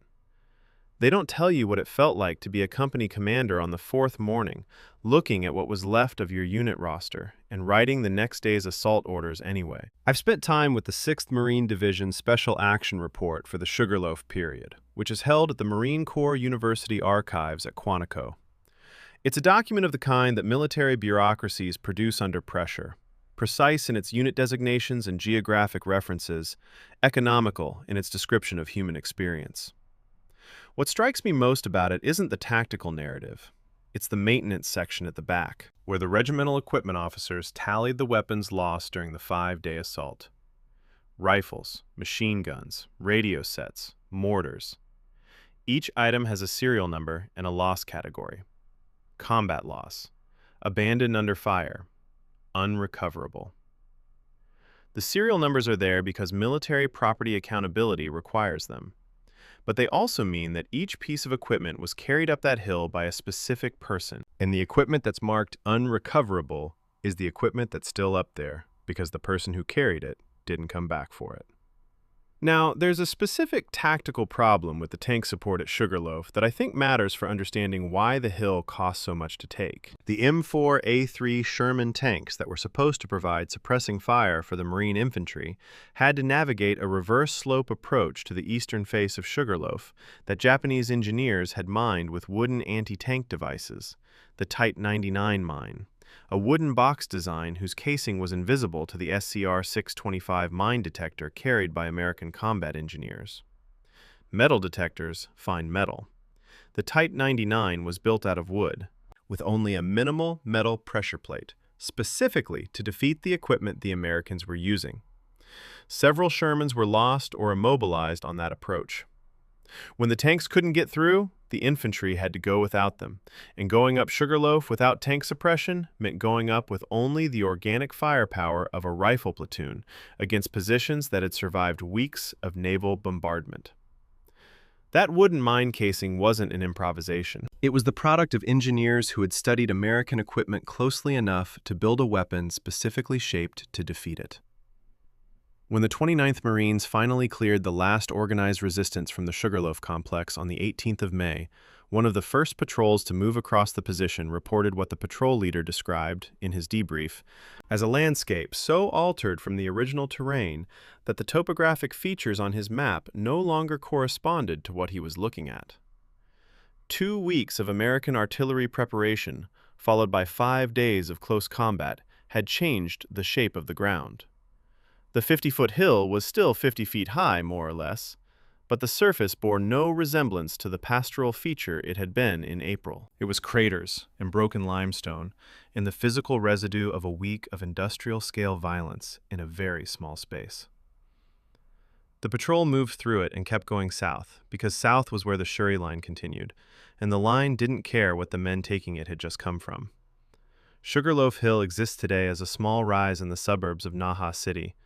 A convenience store occupies part of the ground. A residential apartment block stands on the slope where the 22nd Marines lost 70% of a company in a single morning. A small memorial plaque was placed there in the 1990s, and it's easy to miss if you don't know to look for it. I find myself thinking about the people who live in those apartments, going about their days above ground that was consecrated in the most brutal possible way. by the deaths of several hundred young men who had come from places like Georgia and Ohio and California to fight over a limestone rise in a subtropical island chain they probably couldn't have found on a map 2 years earlier. The hill doesn't know any of this. The hill is just there, modest and 50 feet high, the same height it always was. The broader tactical context of the Sugarloaf fighting is essential to understanding what it represented within the Shuri line as a whole. While the 6th Marine Division was grinding through the complex on the western end of the American line, the 96th Infantry Division and the 1st Marine Division were engaged in equally costly fighting at Wanna Ridge and Wanna Draw on the central and eastern portions of the same defensive belt. The Shuri line wasn't a single position being attacked from one direction. It was a continuous, fortified system being attacked across its full width simultaneously, and the Americans were bleeding everywhere along it at roughly the same rate. The 22nd Marines Casualty Report for May 14th through 18th is one document among dozens of similar documents generated by different units during the same period, all recording the same essential story in different geographical coordinates. The Shuri line didn't have a weak point. Yahara had designed it without one. On the 18th of May, 1945, when the last Sugarloaf positions were cleared and the Marines consolidated on the ground they'd paid for, the Shuri line was still intact across most of its length. Taking Sugarloaf hadn't broken anything. It had moved the American line forward by approximately 500 yards on the western flank. 500 yards in 5 days. 1,289 cases of combat fatigue, 2,662 killed and wounded. The arithmetic of those figures against that distance is the arithmetic of the Shuri line, Yahara's calculation made legible in yards and bodies. The Marines had won. They had taken the ground.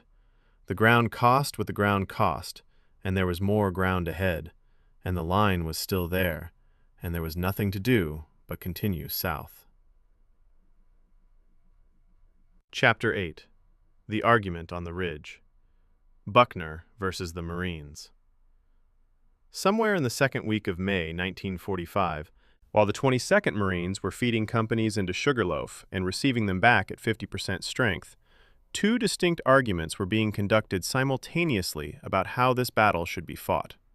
One argument was happening in the forward headquarters of the 10th Army, in a series of operational briefings between Lieutenant General Simon Buckner and his corps commanders. The other argument was happening in the less formal settings of Marine general officers who had been watching the Shuri line consume their divisions for 3 weeks and were beginning to believe that the man in command of the battle was fighting it the wrong way. These weren't arguments about whether the Shuri line would eventually fall. Everyone agreed it would. These were arguments about how many men it needed to cost before it did, and whether a different approach existed that could reduce that number. The official record of these arguments is incomplete and partially sanitized. What survives in the documents is enough. The core of the alternative argument was an amphibious envelopment, a secondary landing on Okinawa's southeastern coast, behind the Shuri line, that would force Ushijima to divide his forces and potentially collapse the entire defensive system from the rear. The 6th Division's Major General Lemuel Shepard, along with Marine General Roy Geiger, commanding the 3rd Amphibious Corps, raised this option formally. The 2nd Marine Division was sitting offshore in reserve, afloat and essentially unused. The southeastern beaches were available. The concept was, in principle, the same kind of amphibious end run that had worked for the Allies in other Pacific campaigns, and it was squarely within the Marine Corps institutional tradition of finding open flanks rather than forcing closed ones. Buckner rejected it.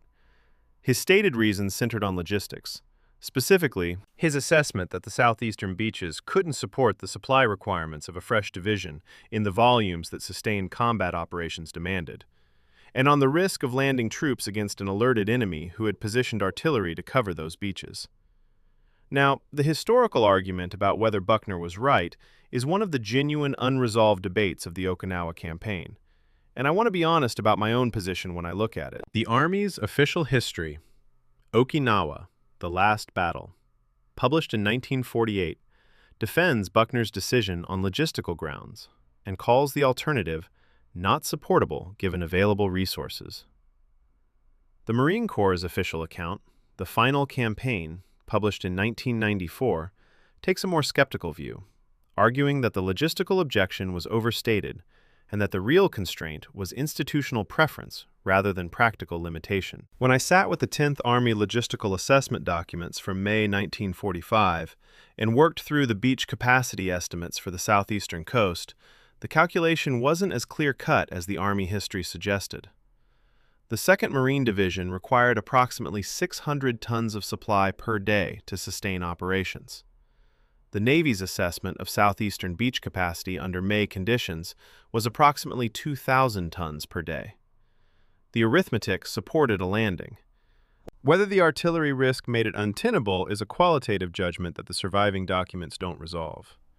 General Douglas MacArthur, commanding Army forces in the Philippines and technically uninvolved in the Okinawa command structure, sent communications to Admiral Nimitz in May, expressing critical views of Buckner's frontal assault approach. MacArthur's habit of criticizing other commanders' operations from a safe geographic distance was sufficiently well established by 1945 that his opinion on this matter was noted, filed, and largely dismissed by the Nimitz headquarters.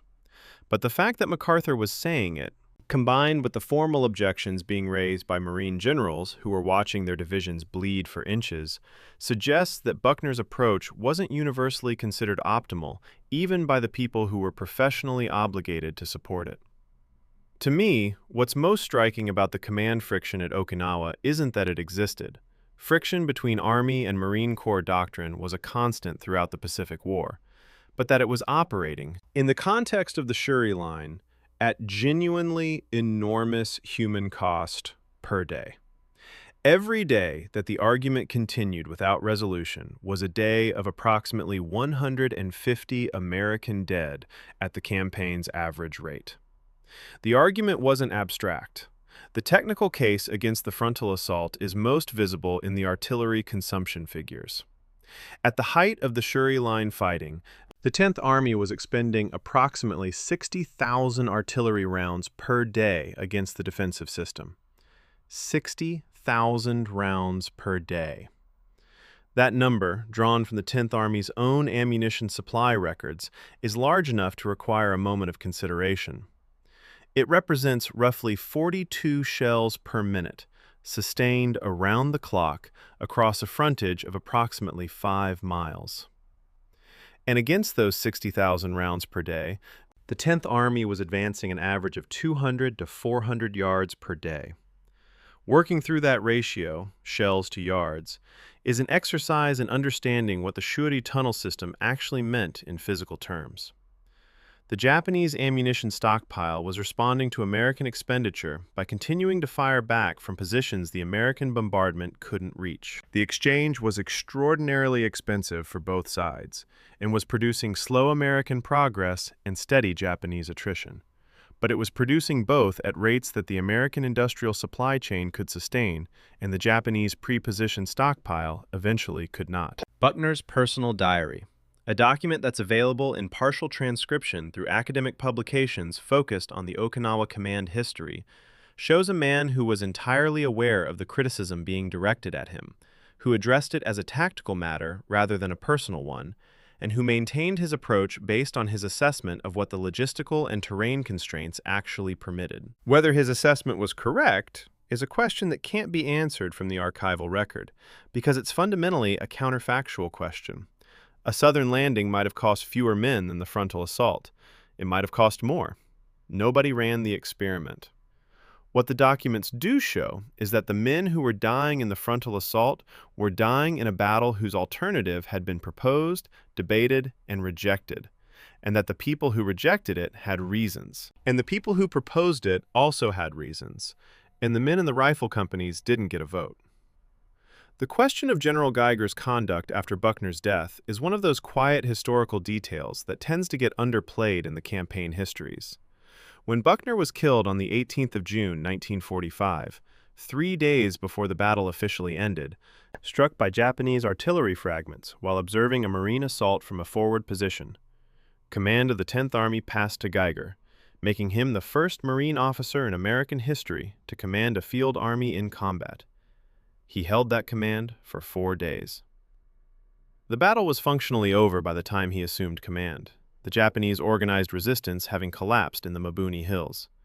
In those 4 days, Geiger issued no public criticism of Buckner's methods. He conducted the final operations with quiet efficiency.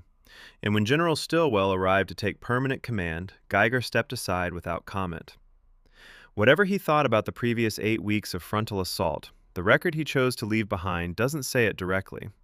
In the archive, silence is also a kind of evidence. There's a passage in a post-war analysis of the Okinawa campaign, produced for Army Command and General Staff College, that describes the Buckner-Geiger controversy with the careful diplomatic language of an institution evaluating one of its own decisions. It acknowledges the debate.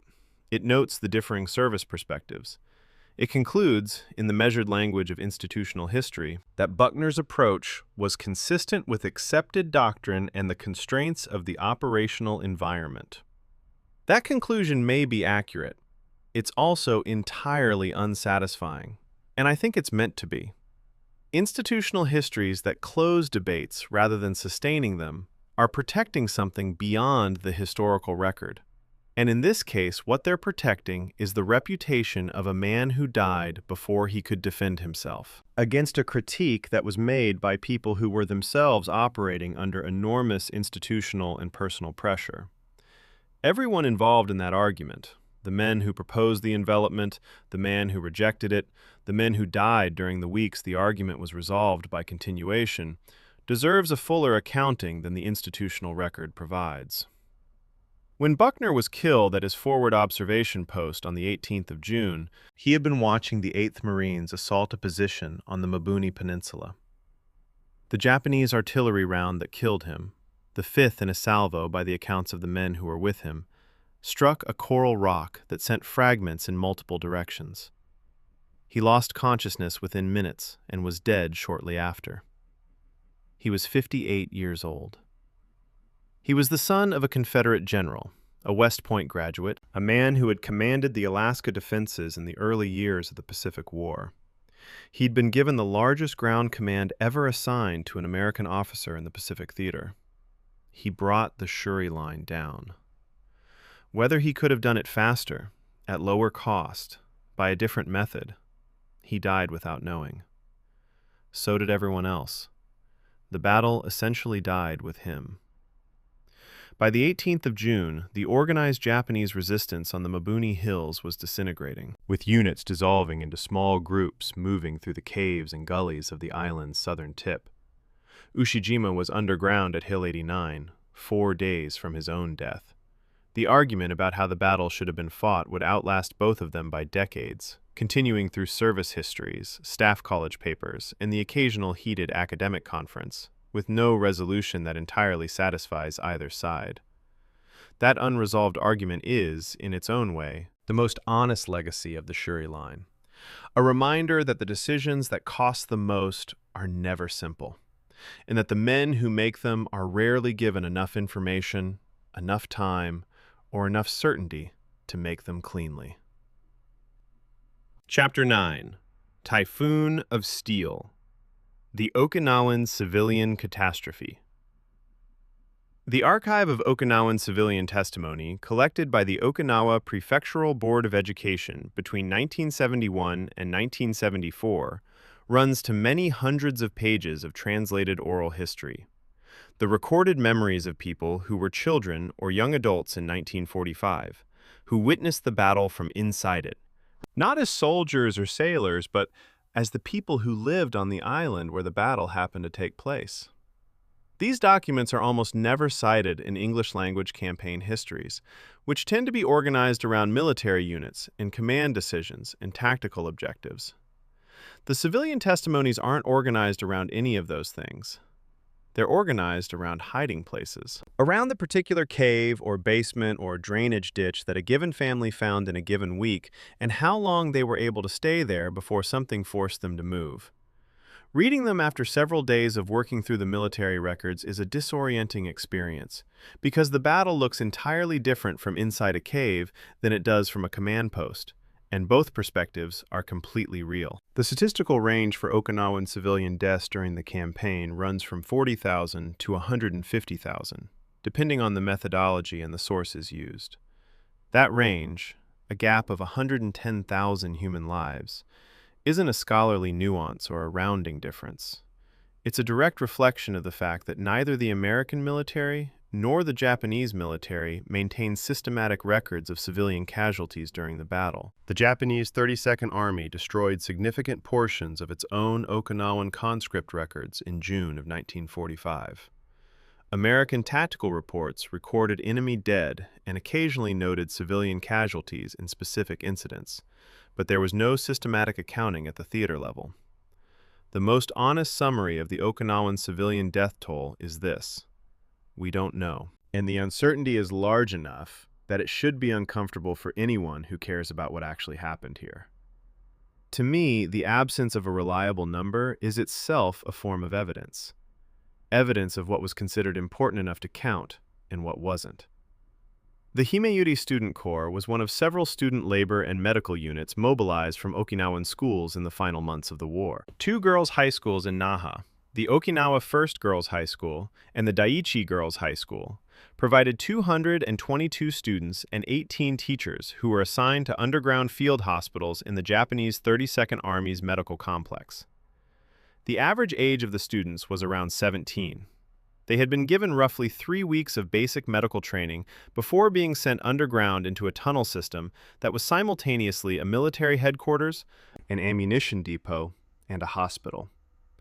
They worked in conditions that the medical records describe, in clinical terms, as extremely difficult. Poor ventilation, inadequate lighting, limited supplies, and a constant stream of casualties from the fighting above. What the medical records can't fully convey is what it meant to be 17 years old in a limestone tunnel beneath a battle you didn't start, caring for men dying of wounds you didn't have the training or equipment to treat. When the Japanese 32nd Army began its withdrawal from Shuri in late May of 1945, the Himeyuri students received what their surviving accounts describe as a formal discharge order. They were told they were released from military duty. The order was issued without provisions: no food distribution, no escort, no instructions about where to go or how to survive in a battle zone that was being compressed into an ever smaller area as American forces pushed south. The students who received that order were in tunnel complexes in the battle area. Outside those tunnels was the last phase of the Shuri fighting. Of the 240 members of the Himeyuri Corps, 136 were killed, 57% of the total. Most of them in the weeks following that discharge order, in circumstances that ranged from direct combat deaths to starvation, disease, and the kind of deaths that happen when young people with no weapons and no supplies are released into a battle zone and told they are free to go. The question of how Okinawan civilians died is more complicated than most campaign histories acknowledge, and it's a complication that runs in more than one direction. Japanese soldiers distributed grenades to civilians in caves in the final weeks of the battle, and, by the consistent account of surviving Okinawan testimony collected across multiple decades, threatened civilians who attempted to surrender with death. The Japanese military's post-war accounts describe what followed as voluntary patriotic sacrifice. Okinawan survivor testimony describes it differently, as coercion, explicit and sometimes violent, by Japanese soldiers who had been told that capture was worse than death, and who communicated that belief to civilians in the most direct terms available.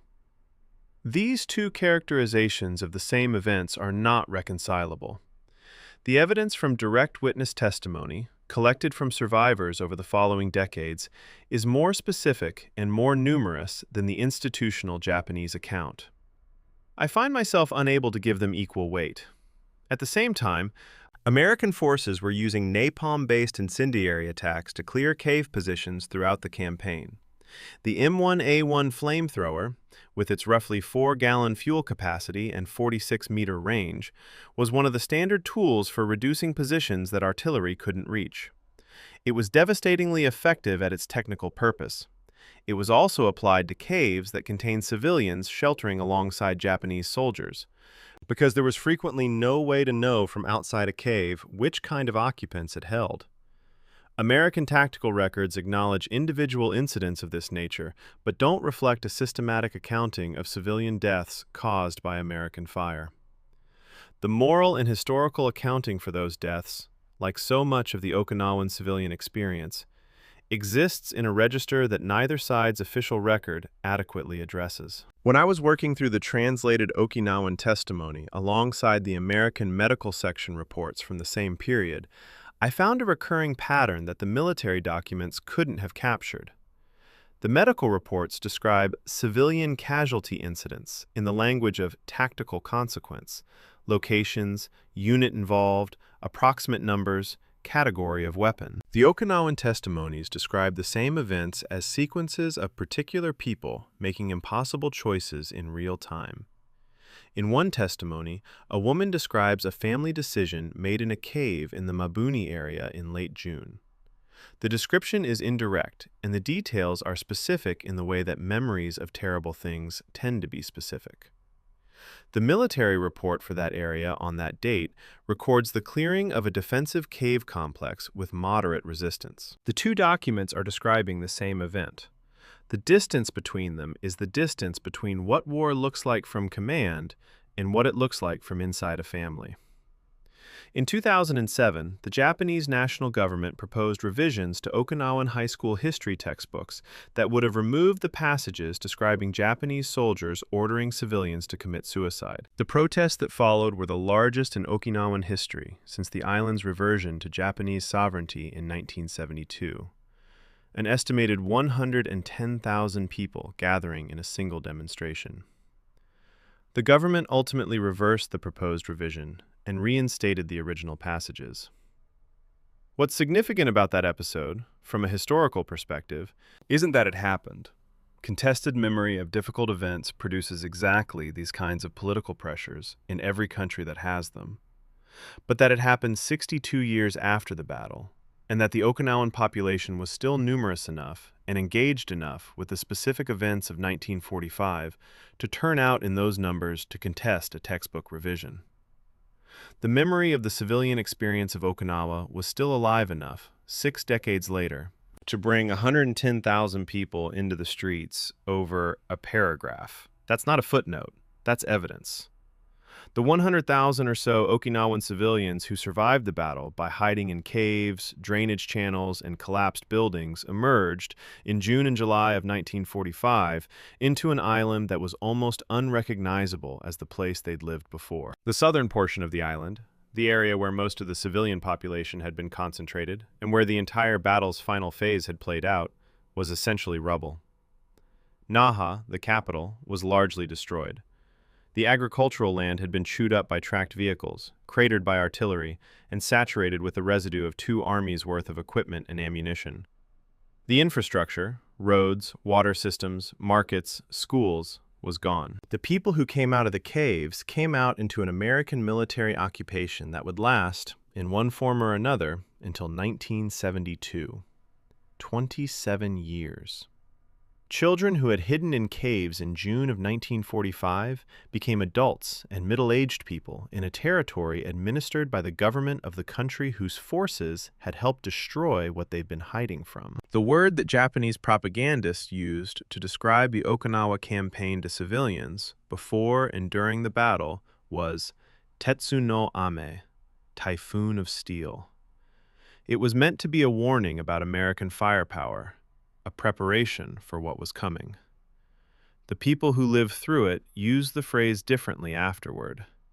It became, in the oral histories and the memorial language of post-war Okinawa, a name for the experience of being in it, rather than a description of what caused it. The typhoon didn't distinguish between soldiers and civilians. It didn't ask what language you spoke, or whether you had a weapon, or how old you were. It was simply a state of total environmental violence that lasted 82 days and then stopped, leaving the people still alive inside it to find out what was left.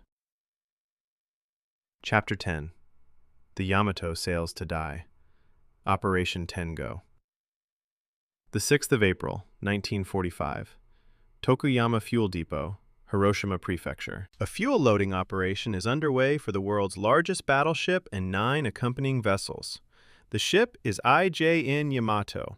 She displaces 72,800 tons fully loaded, a figure large enough that comprehending it requires a comparison.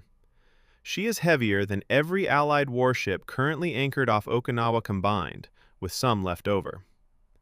Her 9 18.1-inch main guns fire shells weighing 3,219 pounds apiece, each one roughly the weight of a compact car, to a maximum range of approximately 26 miles. She was built to be unkillable by conventional surface warfare.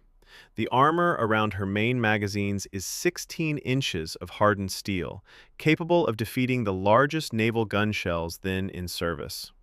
She was, by every engineering measure available, the most formidable surface combatant ever constructed. The fuel loading that morning fills her bunkers with 2,332 tons of Bunker C heavy oil.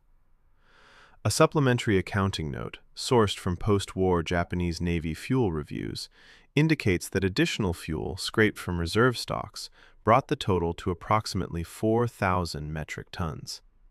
It was not enough for a return voyage. Everyone involved knew this.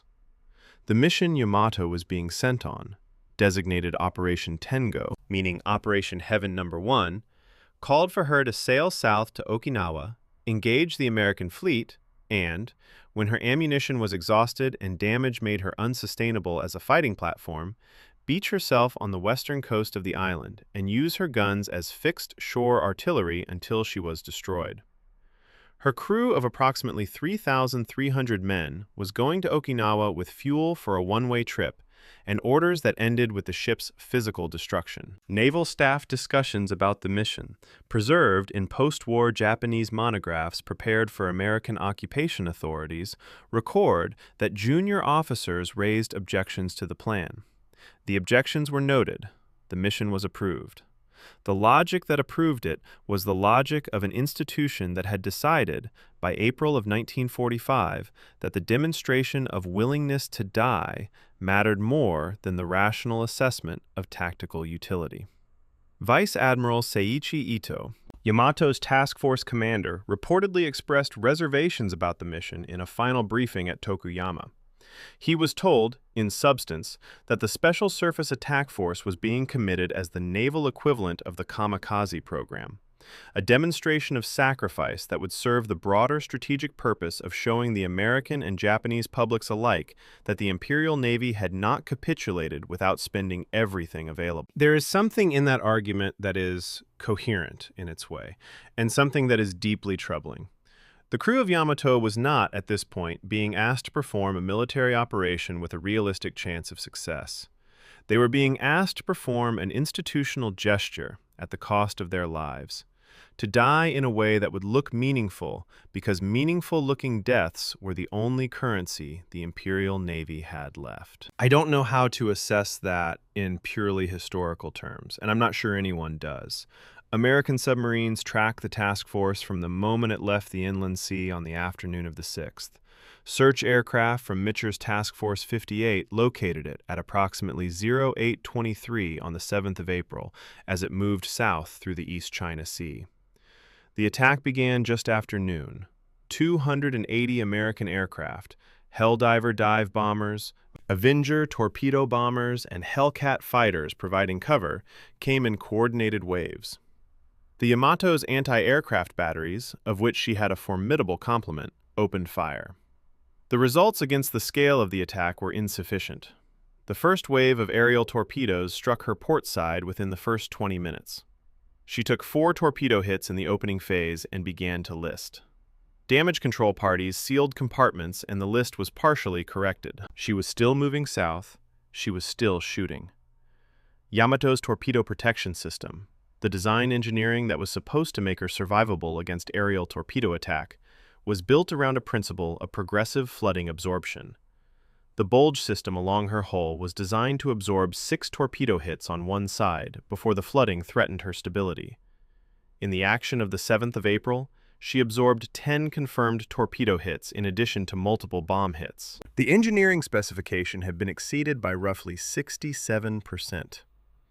At approximately 14:23, with Yamato listing heavily to port and her speed reduced to the point where she was no longer effectively maneuverable, her forward magazine detonated. The explosion was visible from 100 miles away. It raised a column of smoke that American aviators, at altitude above the scene, described in their after-action reports with a mixture of precision and something that reads like involuntary awe. 2,747 of her crew of approximately 3,332 died.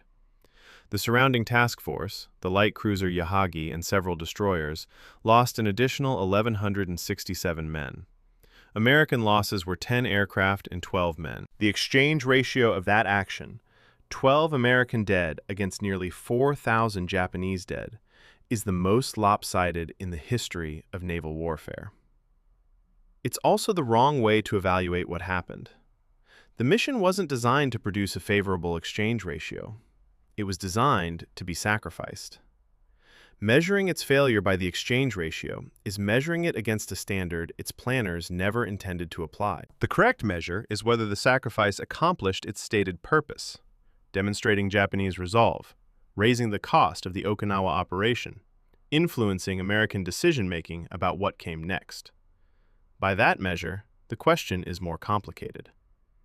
American naval commanders documented the loss of the task force with professional satisfaction. No surviving American record suggests that Yamato's sacrifice prompted any reconsideration of the operation's continuation. The gesture was made. Nobody on the receiving end was moved by it in the intended direction. When I was working through the engineering records of the attack, specifically the American aerial torpedo hit patterns reconstructed from pilot reports and post-action analysis, what struck me most wasn't the number of hits or the timing. It was the nature of the weapon being used. The Type 91 aerial torpedo carried by American Avenger aircraft had been specifically developed for the shallow water approach profiles required in harbor and coastal operations. At Okinawa, it was being used against a deep water target in open ocean, which meant it could run at its optimal depth rather than a shallow water modification. The weapon was functioning under ideal conditions. Yamato's protection system, for all its engineering sophistication, had been designed around the assumption that the number of hits it would face was bounded by some realistic combat scenario, a battle where both sides were fighting conventionally and the attacker faced meaningful return fire. In the action of the 7th of April, 280 aircraft attacked a task force with minimal anti-aircraft capability and no air cover. The protection system's designers hadn't planned for 280 aircraft. Nobody who designed battleships in the 1930s had. 3 destroyers from the Yamato task force survived the attack and returned to Sasebo Harbor. When they arrived, by some accounts, the Harbor Command initially refused to believe the reports they brought. The Yamato was gone. The Harbor Command was still processing that information when the destroyers tied up at the dock. Those 3 ships spent the remainder of the war in Sasebo, immobilized by fuel shortage, and were scrapped by American occupation forces in 1947. The men who sailed back on them had survived something that virtually everyone around them had not, and they arrived home to find themselves in a country that was still fighting a war it had already lost and hadn't yet finished admitting it. The Yamato sits today on the floor of the East China Sea, approximately 180 miles southwest of Kyushu, at a depth of approximately 1,100 feet. She lies in 2 sections, the bow and the stern, separated by the explosion that destroyed her. Japanese deep-sea survey expeditions have located both pieces and documented their condition. The main battery turrets are visible in the survey footage, their 3-gun configurations still recognizable in the sediment. The 18.1-inch guns that never fired at a single Allied ship during the battle for which they made their final voyage are still there. 2 sections of a ship that was built to be the most powerful naval weapon in history and was sunk in 2 hours by aircraft, pointing at nothing, in 110 fathoms of water. Chapter 11. Coral and Mud. The Battle of Attrition in Numbers. The fourth week of May 1945, somewhere in the Service Squadron 10 forward logistics area in the East China Sea, a supply officer is reviewing his weekly summary sheets. The format is standard Navy logistics paperwork. Columns for commodity type, stock level, weekly consumption, resupply estimate. This document doesn't describe the battle. It describes what the battle is consuming. Artillery ammunition. Column 7 of the weekly summary for the week of the 12th through 18th of May shows 10th Army consumption for that period at approximately 1,193,000 rounds. The estimated forward area stock is listed as approximately 4.2 weeks at current consumption rates. Below that entry, in what appears to be a handwritten annotation rather than a typed addendum, someone has written, "Request priority reallocation of APA shipping from Philippine theater." Not a frantic request, not an alarmed request, a professional request, in the appropriate register, from a man doing the math and finding that it requires attention. This is the sound of a battle that is very large and still going. The total artillery expenditure for the Okinawa campaign, across all calibers, all units, all 82 days, amounts to approximately 7.5 million rounds of tube artillery alone. Including naval gunfire support and mortar ammunition, the total approaches something in the range of 8.5 million projectiles fired by American forces at the island. At an average weight of 20 pounds per round for the most common calibers, this represents roughly 83,000 tons of explosive ordnance delivered into an island 60 miles long and roughly 12 miles wide. That figure is difficult to contextualize, so here is one attempt. It is more explosive ordnance than the entire Western Front received in the opening year of the First World War. It was fired into a limestone terrain where the primary defensive positions were underground, immune to anything short of a direct tunnel penetration, and emerged each morning still fully operational. 83,000 tons of ordnance, and the Japanese kept shooting back for 11 weeks. The weekly American casualty figures for the Okinawa campaign tell a specific story that the campaign totals tend to obscure. The first week's totals, the week of the Easter Sunday landing and the unopposed advance inland, are relatively low, as the 10th Army was still crossing open ground before encountering the Shuri line. By the week of the 10th through 16th of May, the heaviest fighting week of the campaign, American casualties across all services were running at a rate that the 10th Army surgeon's final report describes, in the careful language of medical record-keeping, as approaching maximum sustainable throughput for forward surgical hospitals. Maximum sustainable throughput. That's the medical system's way of saying it was nearly overwhelmed. The surgical teams were processing casualties at a rate that left almost no slack in the system.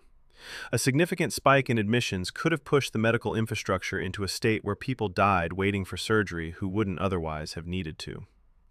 It didn't quite get there. It was close. The psychiatric casualty figure, 26,211 non-battle casualties, including combat fatigue, breakdown, and related presentations, deserves the sustained attention it rarely receives. This number represents approximately 14% of the entire 10th Army. Army psychiatrists embedded with combat units during the campaign filed real-time observational reports that are now available through the National Archives Medical Records Collection, and they contain passages that are striking for their clinical precision about what prolonged exposure to the specific conditions of the Shuri line was doing to the men inside it. The combination of constant artillery noise from both sides, the inability to move freely during daylight hours due to Japanese observed fire, the mud that made everything slower and harder, the specific challenge of seeing casualties who couldn't be evacuated quickly and remaining functional. These factors in combination were producing what the reports describe as a qualitatively distinct clinical profile from what had been observed in previous Pacific campaigns. The psychiatrists were describing, in medical language, the experience of being in a machine that was consuming human beings at a rate that the human beings inside it could register, even if they couldn't stop it. When I was working through the compiled casualty figures alongside the weekly supply summaries, I kept returning to one specific data point that doesn't appear in most accounts of the campaign. The number of Japanese prisoners taken during the entire Okinawa campaign was approximately 7,400.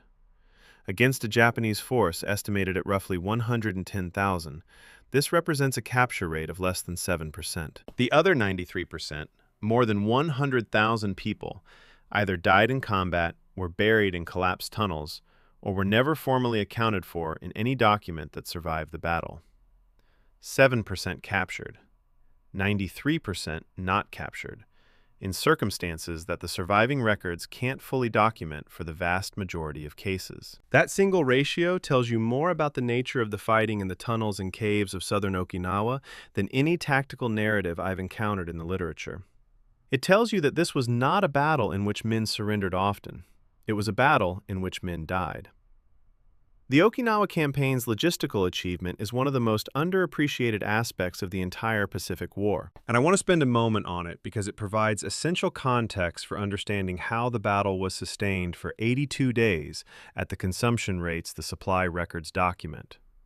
Service Squadron 10, the forward logistics fleet that maintained the supply chain from Pearl Harbor to the operating area, was executing underway replenishment operations simultaneously with fleet combat operations for the first time in this scale in military history. Ammunition ships were transferring rounds to bombardment vessels, while kamikaze attacks were ongoing at nearby picket stations. Food and medical supplies were moving from transport ships to beach parties on amphibious vessels, while Japanese artillery was covering the beaches. The administrative machinery of the operation was running alongside the combat machinery in the same physical space, and the people keeping the supply chain functional, the logistics officers, the ammunition handlers, the CBs reconstructing airfields, the postal workers sorting and distributing 4 million pieces of mail, were doing their work inside the same threat environment as the rifle companies. Their names tend not to appear in campaign histories with the same frequency as those of the tactical commanders. They should. The Japanese supply situation, as I noted earlier in this documentary, was the inverse of the American one. The 32nd Army's 11,065 tons of pre-positioned artillery ammunition was the sum total of what Ushijima had to work with. No resupply reached Okinawa by sea after the American landings. The naval blockade and American air superiority made maritime resupply essentially impossible. By mid-May, captured Japanese supply records and prisoner interrogations were suggesting to American intelligence that the Japanese ammunition situation was becoming critical. The captured documents weren't always reliable indicators. Prisoner accounts varied, and the Japanese had reasons to mislead. But the overall trajectory was clear. The Shuri line was being sustained by a fixed stockpile that was being drawn down at a rate that could be calculated. The American supply line was being sustained by a logistics infrastructure that could be replenished indefinitely. The battle of attrition that Yahara had designed was going to run to its mathematical conclusion. And the conclusion was determined by the ratio of stockpile to daily consumption, not by the tactical courage of either side. Both sides had that in abundance. Only one side had the logistics. The most consequential week of American casualties during the campaign, the week of the major Sugarloaf fighting, the Wanna Draw engagements, and the simultaneous operations across the full width of the Shuri line, produced a casualty rate that brought the 10th Army's medical system to what the surgeon's report called its operational limit. Those are the numbers. Behind the numbers are the specific individual transactions of the medical system that week. The triage decisions made in forward surgical hospitals, the cases where the available capacity determined outcomes, the men who were at the front of the queue and the men who weren't. Military medicine in 1945 was working at the edge of what its equipment and personnel could do, in conditions that the planners had anticipated in their casualty estimates, and that were, in the worst weeks, reaching or approaching those estimates.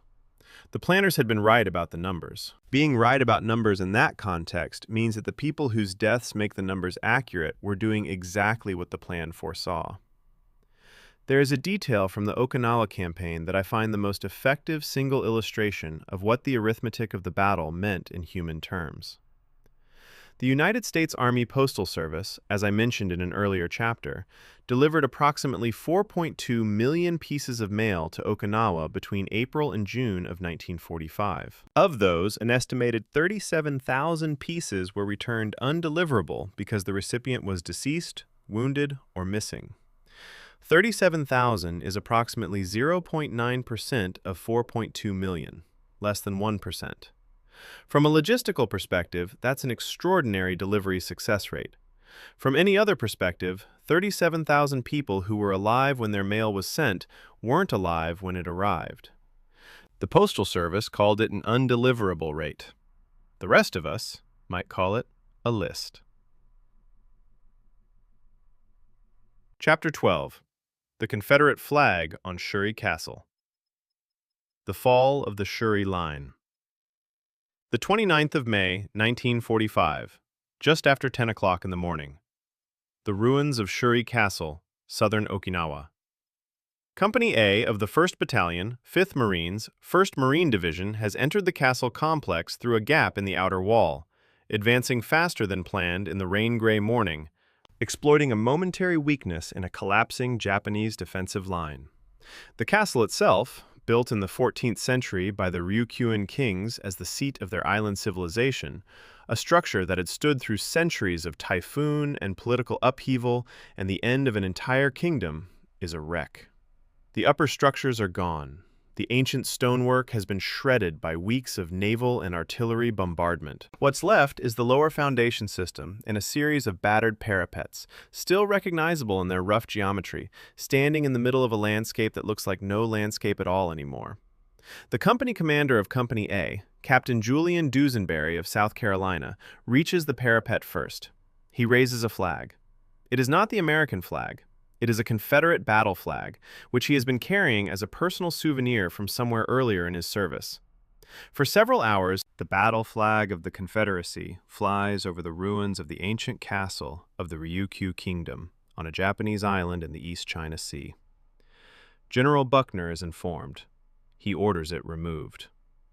The brief life of that flag above Shuri Castle is one of those historical details that resists the clean interpretive categories that war narratives tend to prefer.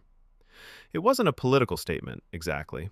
Dusenberry appears, from the accounts that survive, to have raised it in the spontaneous exuberance of a man whose company had just taken a significant objective ahead of schedule, reaching for the most immediately available symbol of personal identity and regional pride.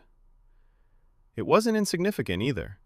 Buckner's response, his written order directing the Confederate flag replaced with the national flag, and his note that the Confederate banner was inappropriate and demoralizing to certain elements of our force, is a piece of official documentation that acknowledges, in the careful language of command correspondence, that the United States military in 1945 was conducting a war for democracy, while carrying unresolved democratic contradictions inside its own ranks. The order is in the 10th Army's administrative file. It doesn't need to be interpreted. It says what it says. Shuri Castle had been the anchor of the entire Japanese defensive network since before the battle began. 150 feet below the ruined structure, the 32nd Army's tunnel headquarters had operated for 83 days. The chambers that had housed Ushijima's operations staff, his communications equipment, his medical facilities, that had absorbed direct naval shell hits without structural failure, were still down there when Company A walked through the outer wall. American engineers who descended into them in the following days found the tunnels largely intact, their internal organization still legible, the detritus of a military headquarters that had been vacated in an orderly withdrawal rather than destroyed in place. The tunnel complex had done exactly what it was designed to do. It had protected the army that sheltered in it until that army chose to leave. Ushijima's withdrawal from Shuri had begun in the final days of May under heavy rain, the Okinawan rainy season in full force, transforming the roads to mud and reducing visibility to the point where the American air observation that would normally have detected and interdicted a major troop movement was effectively neutralized. Approximately 30,000 surviving Japanese soldiers moved south through the rain over 3 nights, carrying what they could, leaving behind the 3,200 tons of ammunition they couldn't transport. That figure, 3,200 tons abandoned, appears in American supply records when Army engineers entered the Shuri tunnel complex and assessed what the Japanese had left. It was approximately 29% of the original pre-battle ammunition stockpile left in place. Not because Ushijima was done fighting, but because there wasn't enough transport capacity to move it south in the time available. He took 71% of his original supply with him to the Mabuni Hills. He was going to keep fighting. When I was working through the American divisional records from the Shuri assault period and comparing them against the timeline of the Japanese withdrawal, one operational detail kept attracting my attention. The 10th Army, exhausted from 3 weeks of Shuri line fighting, was not in a condition to mount an aggressive pursuit of a withdrawing force. The divisions that had bled through the Sugarloaf complex and the Wana Draw engagements needed time to reorganize, resupply, and rotate units before they could push south effectively. This is completely understandable. These were not fresh forces, and pushing exhausted infantry aggressively against a rearguard would have been costly. But the practical consequence is that Ushijima got his 30,000 men out of Shuri largely intact and arrived at the Mabuni Hills with enough ammunition and enough organized formations to extend the battle by another 3 weeks. The Shuri line didn't fall, it relocated. The fighting didn't end, it compressed. Now, there is a technical aspect of Shuri Castle's construction that I find genuinely remarkable in the context of this battle, and it connects the 14th century to 1945 in a way that no one planned and no one could have predicted. The Ryukyuan castle architecture used in the original Shuri structure employed a technique called no-koshi, a dry stone fitting method using large coral limestone blocks shaped to interlock without mortar.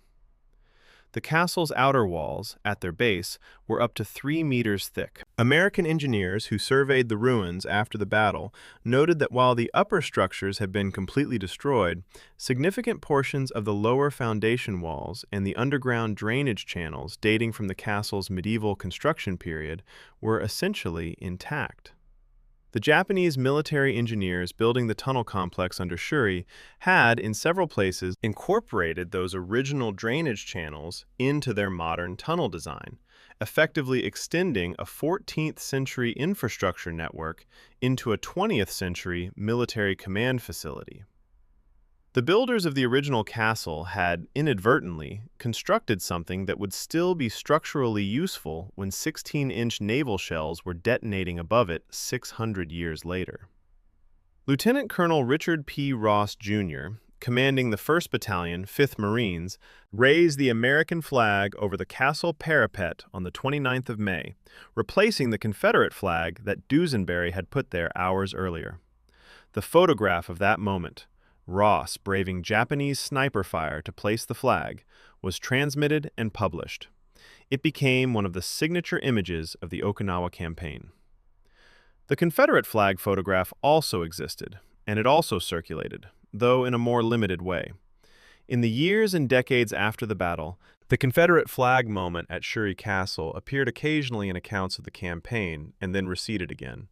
One of those details that doesn't fit the narrative of the battle that most people want to tell, and that consequently tends to get omitted from the version of the story that travels. The photograph is in the archives. The moment happened. The war that produced it was more complicated than the photographs suggest. The fall of Shuri, the official fall, the moment when American forces confirmed they held the castle complex and the surrounding ridgeline, marked the end of the central phase of the battle, but not its end. What came next was in some ways the most difficult phase of all, the pursuit of a still organized enemy into the most complex terrain on the island, against a force that had managed to preserve its command structure and a significant portion of its ammunition supply through a successful night withdrawal under rain. The 10th Army that moved south from Shuri in early June was a different army than the one that had landed on the 1st of April. Older in the way that combat makes men old, thinner in its unit rosters, shorter in its tolerance for the kind of administrative friction that seems minor when men aren't dying, and significant when they are. The hills ahead were smaller than the Shuri line.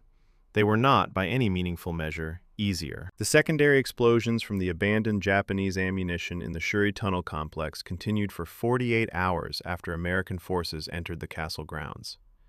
Demolition teams worked through them systematically, destroying what couldn't be secured and documenting what could. The documentation, the engineering assessments, the captured supply inventories, the translated headquarters materials, filled several volumes of technical reporting that fed into the post-battle analysis of the 32nd Army's defensive system. Those reports are thorough, and they are illuminating in the clinical sense. They tell you what was there and in what quantities. What they don't tell you, and can't, is what it meant to the men who built it. The Okinawan civilians who dug the tunnels by hand in the summer and autumn of 1944, who went underground with picks and pneumatic drills, and the understanding that they were digging the infrastructure of a battle that would happen in the place where they lived, to the people they knew. Shuri Castle has been destroyed and rebuilt multiple times across its history. The structure that stood in 1944 was itself a reconstruction, built after an earlier destruction. The structure destroyed in 1945 was rebuilt again by the Okinawan prefectural government, reopening in 1992 and designated a UNESCO World Heritage Site in 2000. In 2019, it caught fire, an electrical fault in the newly rebuilt structure, and burned again. As of the mid-2020s, it is under reconstruction for the third time in modern history. The castle has been built, destroyed, and rebuilt with a persistence that looks almost deliberate from a historical distance, as if the place itself has decided that being present matters more than remaining intact. Chapter 13. The Last Tigers. Japan's final ground counteroffensive. The 3rd of May, 1945. Just before midnight, inside the 32nd Army Command Post under Shuri Castle, a staff conference is in progress, and it isn't going well. Colonel Hiromichi Yahara has made his argument against the planned counteroffensive for what the record suggests was not the first time. He has laid out the arithmetic, the forces available, the American artillery density, the coordination problems in the assault schedule, the near certainty of catastrophic losses for no proportional tactical gain. General Cho, the Chief of Staff, has listened and overruled him. General Ushijima has considered both positions and sided with Cho. The counteroffensive will proceed on the 4th of May.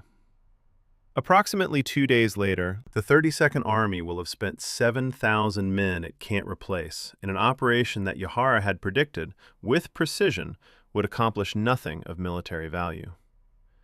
What fascinates me about this moment, and I've returned to it many times in Yahara's memoir and in the translated staff records, is that the decision-making process was not irrational by the standards of the institution producing it.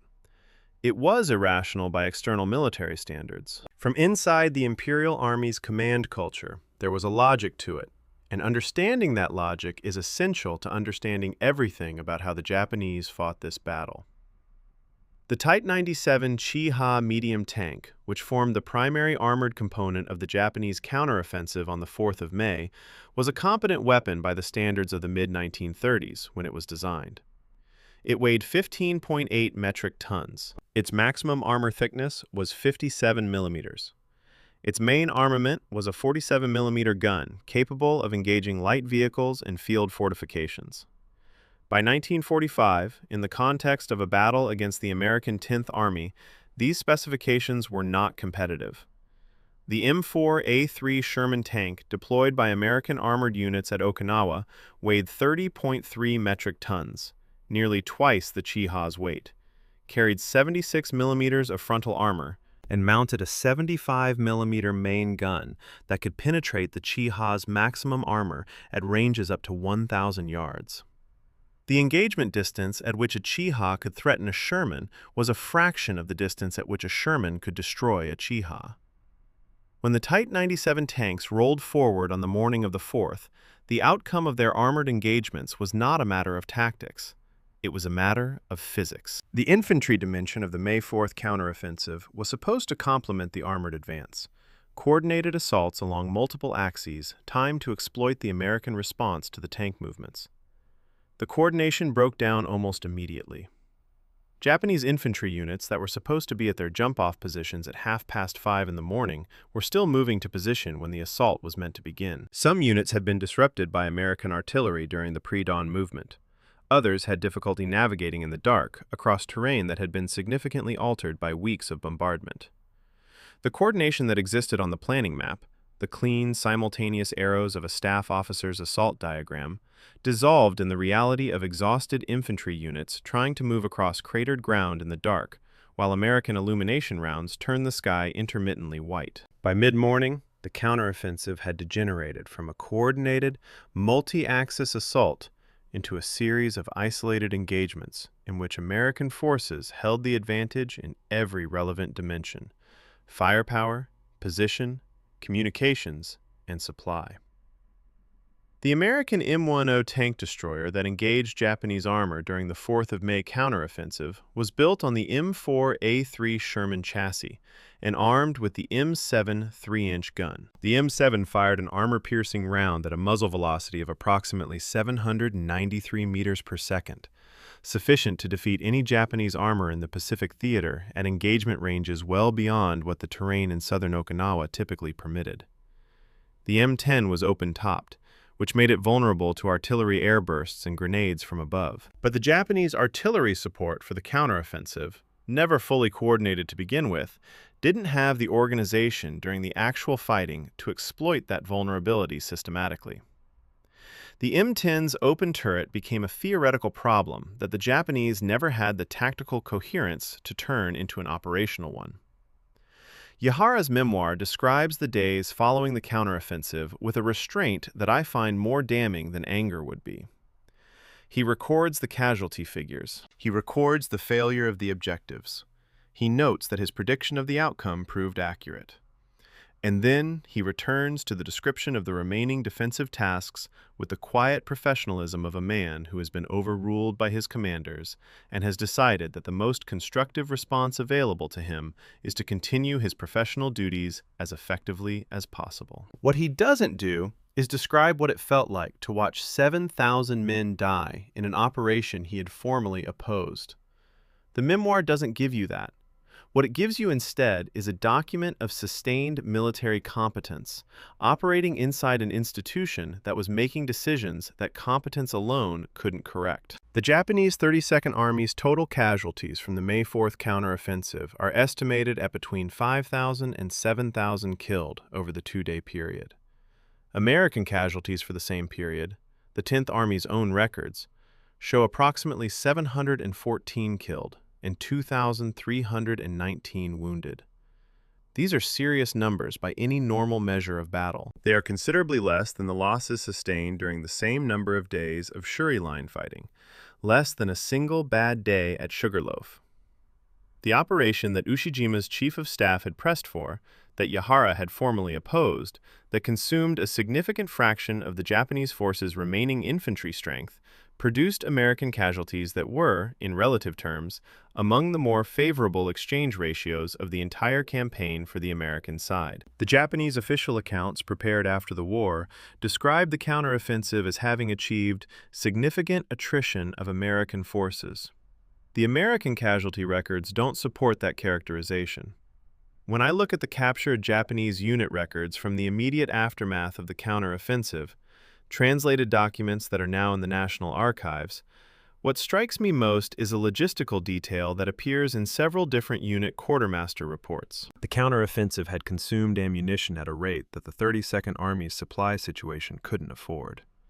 Units that had advanced, engaged American positions, and been driven back had expended their per-unit ammunition allocations and were requesting resupply that, in several cases, the Army-level supply couldn't provide at the quantities needed.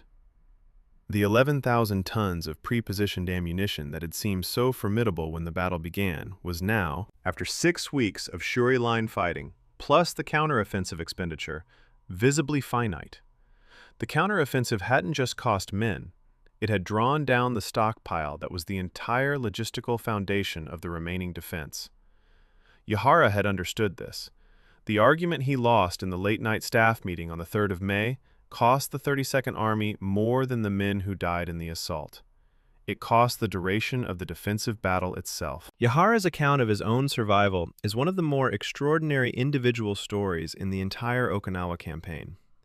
When Ushijima issued his final orders to remaining officers, directing them to die either in a final assault or by their own hand, Yahara requested permission to survive in order to provide formal testimony of the battle for the historical record.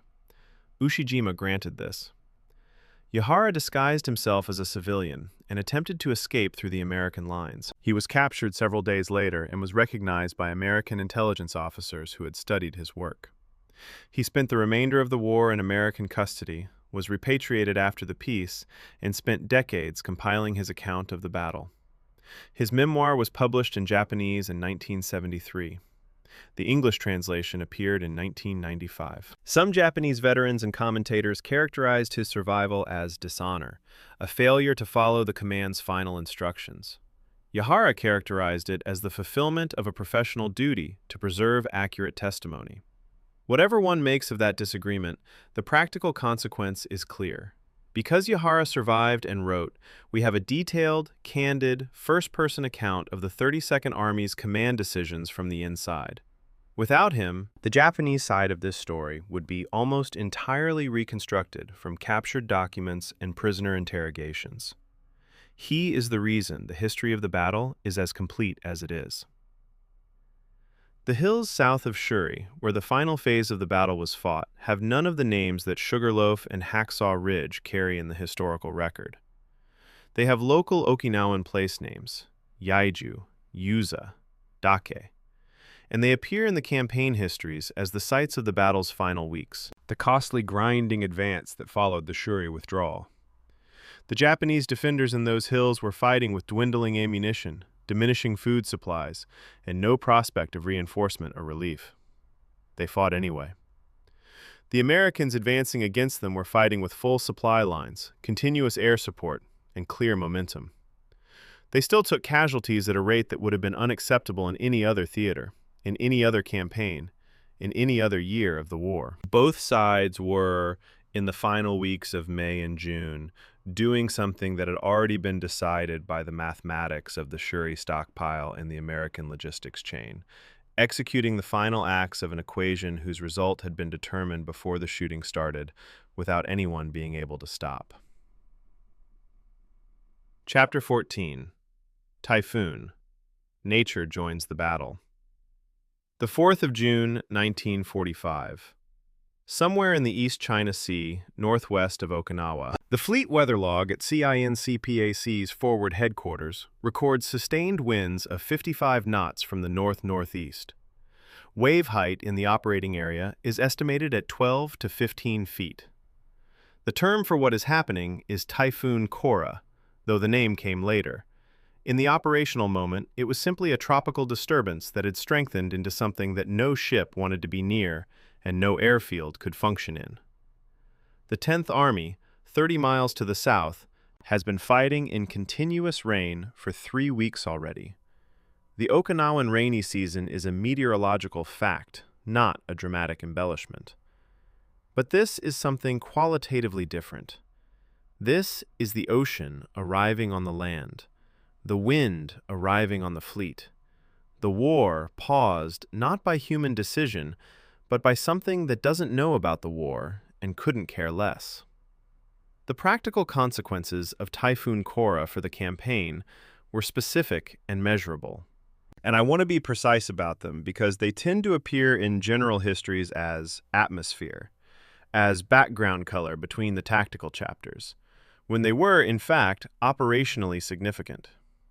36 vessels were either sunk or significantly damaged. Supply deliveries to the operating area were interrupted for approximately 48 hours. The 10th Army's forward ammunition and provisions stockpile, which had been drawn down by the Shuri assault and was being replenished as fast as the logistics chain allowed, dropped to what the supply summaries describe as a 4-day safety reserve in some forward areas during the disruption. 4 days is not a comfortable margin for an army in active combat. It's the kind of margin that makes supply officers write urgent requests in the language of professional alarm. Several such requests appear in the period's logistics archive, and the tone of them is notably different from the routine weekly summaries that preceded the storm. The mud at Okinawa, which predated the typhoon and outlasted it because the rainy season continued, was a combatant in the most literal operational sense. The Okinawan rainy season, called Tsuyu in Japanese, typically deposits 12 to 18 inches of precipitation over a 6-week period, running from mid-May to late June. The battle's most intensive ground phase fell almost precisely within that window. American wheeled vehicles were immobilized on roads that turned to axle-deep slurry within hours of rain. Tracked vehicles that could continue moving were tearing up the road surfaces further, making them impassable for the wheeled supply vehicles that followed. The standard Marine Corps field diary for mid-May describes a logistic situation in which the gap between what was needed at the front and what could physically be delivered was being managed by substitution. Different calibers replacing the preferred rounds, reduced rations, delayed equipment replacements, rather than resolution. The supply chain was functioning. It was functioning with more friction than anyone would have chosen. The CBs, the Naval Construction Battalions, are the operational response to that friction that the historical record doesn't adequately honor. Naval Construction Battalion 125 at Yontan Airfield received the typhoon's damage assessment in the early hours of the 5th of June. The pierced steel planking on the main runway had buckled at several stations. 2 fuel storage points had been compromised, and the drainage system that kept the runway surface from flooding was partially blocked by debris. The engineering assessment, the official estimate of minimum repair time, was 72 hours. The NCB-125 completed the repairs in 68 hours. They worked through the typhoon's trailing rain bands using gasoline-powered floodlights and relief rotations on 4-hour shifts. Pierced steel planking, the interlocking metal strip system that gave Pacific Island runways their rapid construction capability, could propagate damage from a 40-foot buckle outward for 200 feet in either direction if not corrected quickly, because the interlocking system that made it strong also meant that a structural failure in one section pulled at the adjacent sections. The NCB crew knew this and worked accordingly. When I was working through the CB unit diaries from the typhoon period, alongside the operational records of the air units that depended on Yontan, I was struck by a specific temporal detail that the aviation history rarely acknowledges. The 68 hours during which Yontan was operating at reduced capacity corresponded to a period when the ground forces south of the airfield were in an active operational phase, pushing south from Shuri toward the Mabuni Hills, with Japanese resistance organized in the Uzedake escarpment system. The close air support that American infantry had depended on throughout the campaign was degraded precisely when the operational tempo required it most. The CBs closing that gap in 68 rather than 72 hours was not a dramatic act. It was a competent one, performed by men whose names don't appear in campaign histories and whose contribution was measured in hours rather than medals. Those 4 hours may or may not have mattered operationally. The probability that they did is not negligible. The typhoon also inflicted specific damage on the offshore supply vessels in ways the ground force histories tend to omit. Several landing ships and smaller supply craft, caught without sufficient sea room to maneuver, were driven onto shoal water or against other vessels. The operational reports describe loss of cargo, vehicles, ammunition pallets, medical supplies. That had to be replaced from reserve stocks before forward delivery schedules could be restored. The individual items lost to storm damage don't have their own records the way individual human casualties do. A lost pallet of mortar ammunition doesn't generate a notification telegram or a service record entry. It's entered as a supply variance, an inventory difference, a number in a column. The men who needed those rounds on the morning of the 6th of June and found the resupply delayed by a number that would eventually be reconciled in a logistical spreadsheet, their experience of that delay is not in any document I've found. There is a detail from the meteorological record of the Okinawa campaign that tends not to appear in campaign histories, but that I think belongs here. The rainy season timing, the Tsuyu window, was a known quantity before the operation began. Pre-invasion planning studies noted the seasonal precipitation data for Okinawa and included it in the environmental assessment sections of the operational planning documents. Those sections recommended, in at least one instance, a March landing date as preferable to April from the perspective of weather window. The April 1st date was chosen for other reasons: tidal calculations, logistical readiness, coordination timelines. The choice was defensible. Its consequence, in the weeks that followed, was a battle fought largely in mud. The mud was predictable. It was predicted. The men who fought in it didn't get a vote on the date.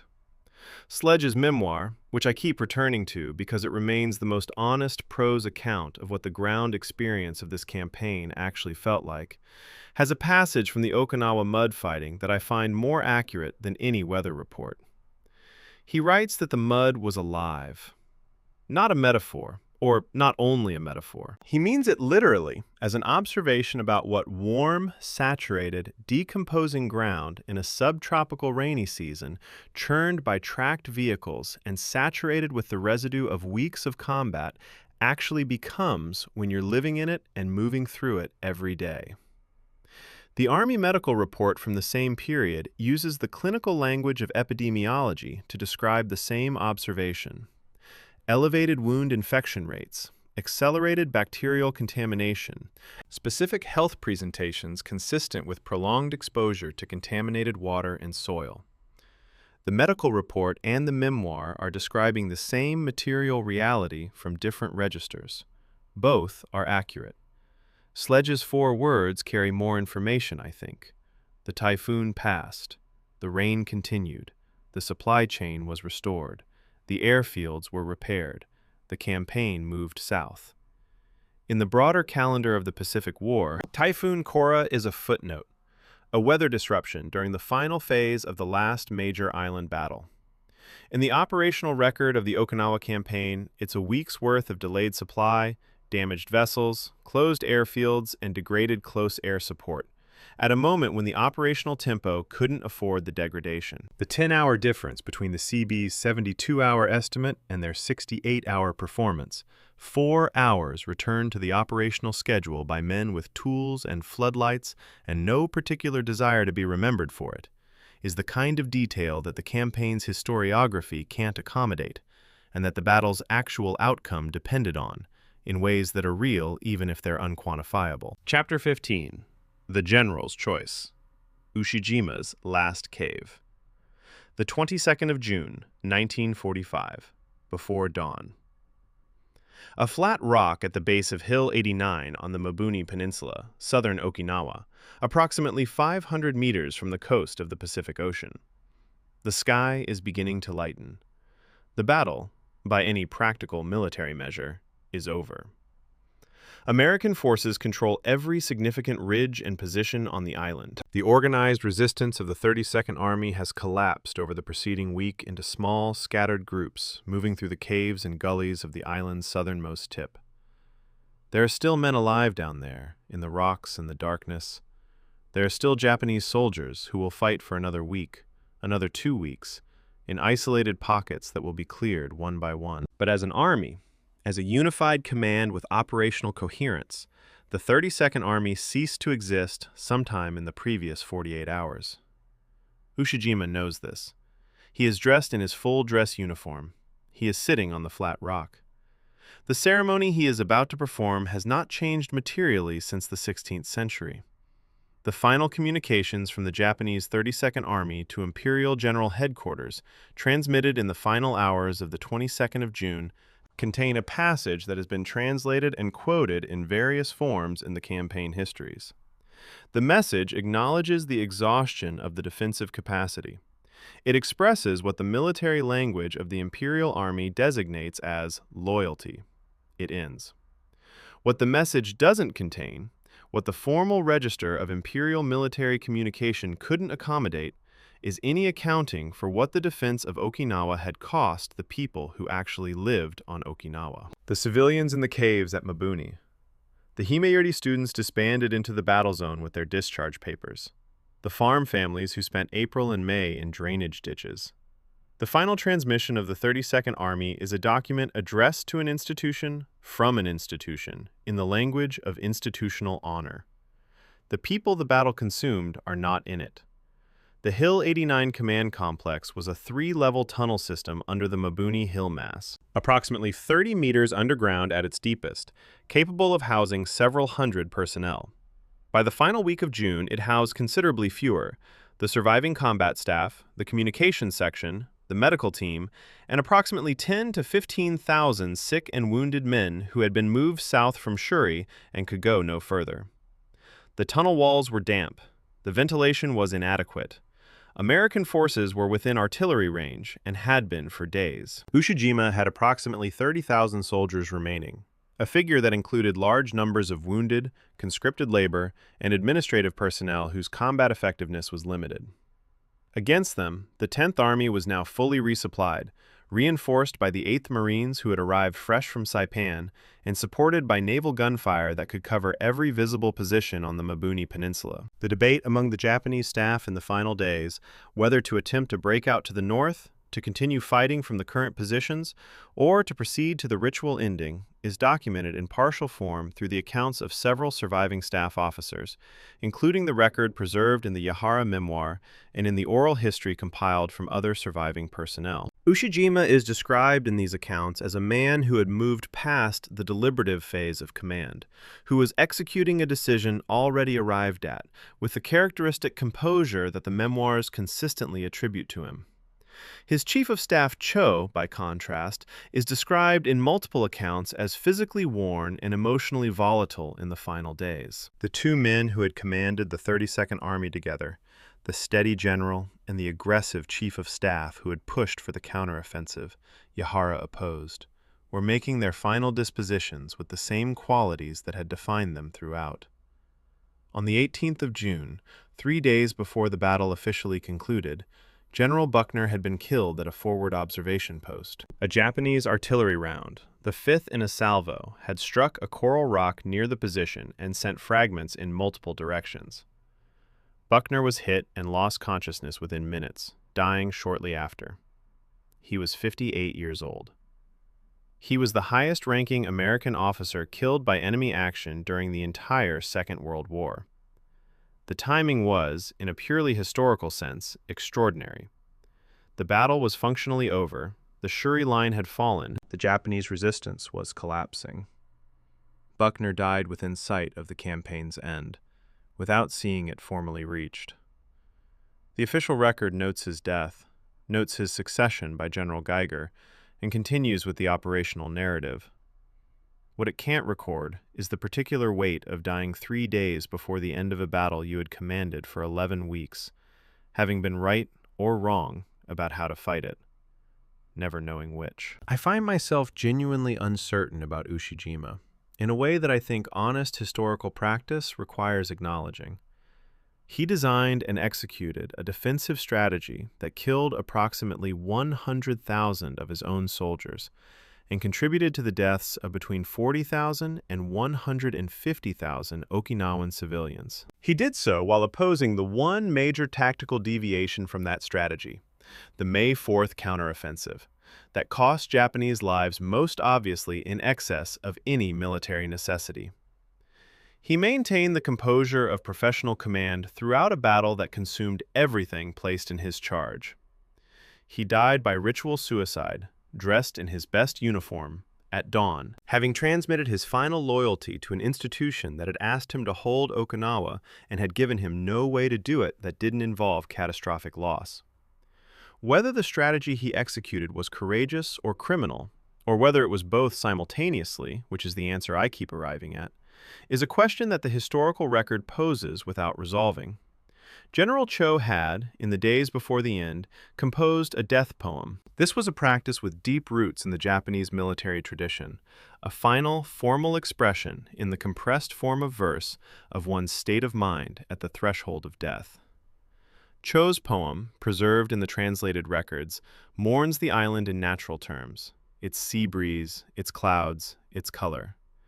It was written by a man who bore significant responsibility for the conditions that had produced the civilian catastrophe around him, and it mourns the island without reference to those conditions. The poem is genuine. The surviving accounts suggest he composed it seriously. It's also incomplete, in the way that any final statement is incomplete when the person making it has omitted the most consequential things about what they've done. Both things are true simultaneously. The poem is real, and its silence on the civilian dead is real. American forces found the site of Ushijima's death approximately 2 hours after the ceremony ended. A witness account, from a soldier whose report is preserved in the National Archives, describes the scene in specific terms. The flat rock at the base of Hill 89. The marks on the rock from the ceremony itself. Nearby, what the witness described as a meal laid out neatly. Rice, canned fruit, arranged with the care of a table set for guests. Whether the meal was a final personal ritual or the remnant of a breakfast interrupted by the ceremony's preparation, the account doesn't say. The witness found it the most disturbing detail he had encountered in 11 weeks on Okinawa. I've thought about that observation often. After everything he had seen, everything that the campaign records document, from the beaches to the ridgelines to the caves, the thing that stayed with him was a neatly arranged meal beside a flat rock. The ordinariness of it, in the middle of all that violence. The domesticity that persisted right to the end. The battle was officially declared over on the 22nd of June, 1945. The island of Okinawa had been in American hands, in practical terms, for several weeks before that date, but the 22nd is the date marked in the campaign histories, the date that derives from Ushijima's death and the concurrent formal collapse of organized Japanese resistance. 82 days, from the Easter Sunday landing to this flat rock at dawn. The total human cost, across all categories and both sides, runs to something in the range of 240,000 dead. Soldiers, sailors, airmen, conscripts, and civilians, with the uncertainty ranges I described in an earlier chapter compounding the difficulty of stating a precise figure. What's certain is the order of magnitude. What's certain is that most of those deaths happened in a space roughly the size of Los Angeles, in less than 3 months, in the spring of a year when everybody involved knew the war was already decided. Chapter 16. The Phantom Invasion. What Okinawa Made Inevitable. Washington, D.C., June 1945. The Joint War Plans Committee, a body whose existence most Americans have never heard of and whose work in the summer of 1945 may represent the most consequential staff analysis ever produced by the United States government, is compiling a document.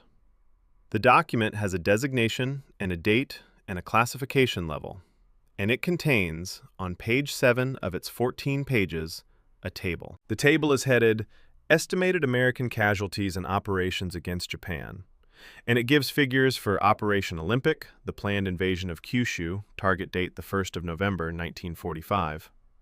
The low estimate in the table is 250,000 American casualties.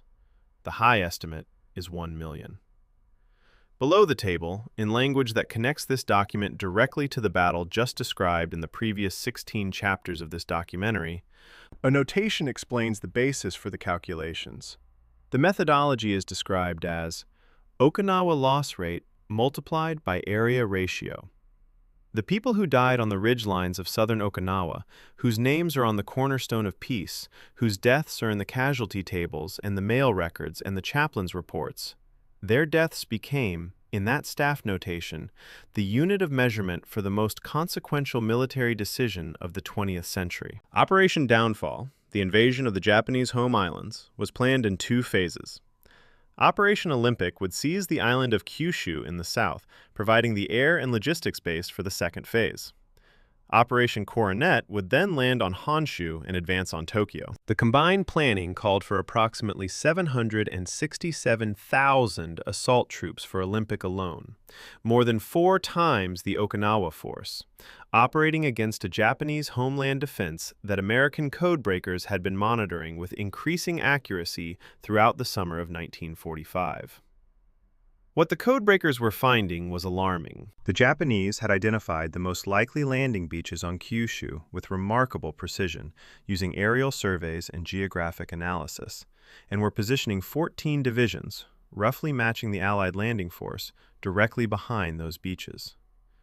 The Okinawa model, yield nothing forward, defend in depth from prepared positions, bleed the attackers as expensively as possible, was being applied to an island that was orders of magnitude larger than Okinawa, with a civilian population that had been told to arm itself with bamboo spears. The casualty calculation that Okinawa produced was not complicated arithmetic. The 10th Army had suffered approximately 150 American dead per day across 82 days of combat. Operation Olympic's projected combat duration was 90 to 120 days, in terrain and against a force of roughly 3 times the scale, with a civilian population instructed to resist. The per-day casualty rate applied to those variables produced figures that the planning documents tried to bracket between conservative and pessimistic estimates and couldn't keep below the level of catastrophe. The Secretary of War, Henry Stimson, had access to these projections through the Interim Committee, the body advising on the use of the atomic weapon. And the Interim Committee's meeting notes from the summer of 1945 reference what they call the Okinawa experience, with enough frequency that the connection between the battle and the decision is explicit in the primary source record. Japan's own planning for the defense of Kyushu, Operation Ketsugo, had, by July of 1945, assembled a force of kamikaze aircraft that dwarfs what was deployed at Okinawa. Where the Okinawa campaign saw approximately 1,465 dedicated kamikaze sorties, the plans for the Kyushu defense called for 5,350 kamikaze aircraft, plus approximately 3,300 of the rocket-powered Oka-manned bombs that had been produced but barely used at Okinawa. If the Okinawa kamikaze campaign had killed 4,907 American sailors and brought serious discussion of fleet withdrawal, the mathematics of scaling that force by a factor of 4 is not reassuring arithmetic to anyone who was counting in the summer of 1945. The calculation wasn't secret. It was in the intelligence estimates. The people making the decision about the atomic weapon had access to it. Now, I want to be honest about the historiographical debate here, because it's real and it's unresolved, and it touches directly on Okinawa's place in this story. Gar Alperovitz, in his 1995 study of the atomic bomb decision, argues that the casualty projections were deliberately constructed to justify a decision made primarily on geopolitical grounds. Specifically, the desire to end the war before Soviet entry into the Pacific gave Moscow leverage over Japan's post-war political settlement. Richard Frank, in his 1999 book Downfall, argues that the projections were good faith estimates from Okinawa data, and that the Japanese Ketsugo preparations, which American codebreakers were reading in real time, made them credible rather than inflated. I've worked through both arguments carefully, and my honest position is that both contain elements of truth that the other fails to fully accommodate. The geopolitical calculation was real. The casualty projection was also real, and the Okinawa data that produced it was solid. Whether the decision would have been made differently if the geopolitical calculation had been absent is a counterfactual that no archive can answer. The B-29 campaign against Japanese cities that preceded the atomic strikes had, by the summer of 1945, already killed more civilians than either atomic bomb would. The March firebombing of Tokyo alone, in a single night, had killed somewhere between 80,000 and 100,000 people. The atomic weapon was not entering a war that had been conducted with restraint up to that point. It was entering a war that had already exceeded, on multiple occasions, any definition of restraint that the term had previously contained. This context doesn't resolve the moral question of the atomic decision.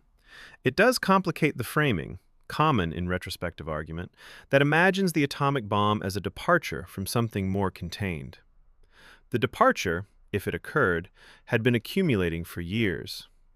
The Japanese civilian population was, by the summer of 1945, in a state of material deprivation that the American strategic bombing campaign and the naval blockade had produced with methodical thoroughness. Food was rationed at levels below minimum nutritional adequacy in many parts of the country. Industrial production had been severely degraded. The shipping that connected Japan's home islands to the raw material sources that sustained its economy was largely gone. In this context, the Japanese government's decision to continue resistance, to implement ketsugo, to train civilians with bamboo weapons, to plan for a defense of the homeland that its own military planners projected would cost millions of lives, is one of the most consequential decisions made by any government in the 20th century.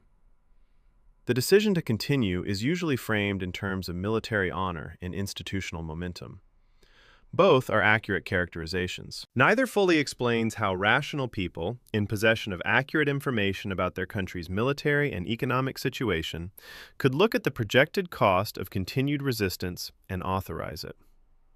Okinawa provides a partial answer. Ushijima's strategy had been designed precisely to show the Americans what continued resistance would cost.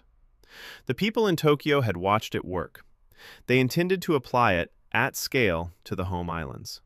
They believed the Americans might blink. They were wrong.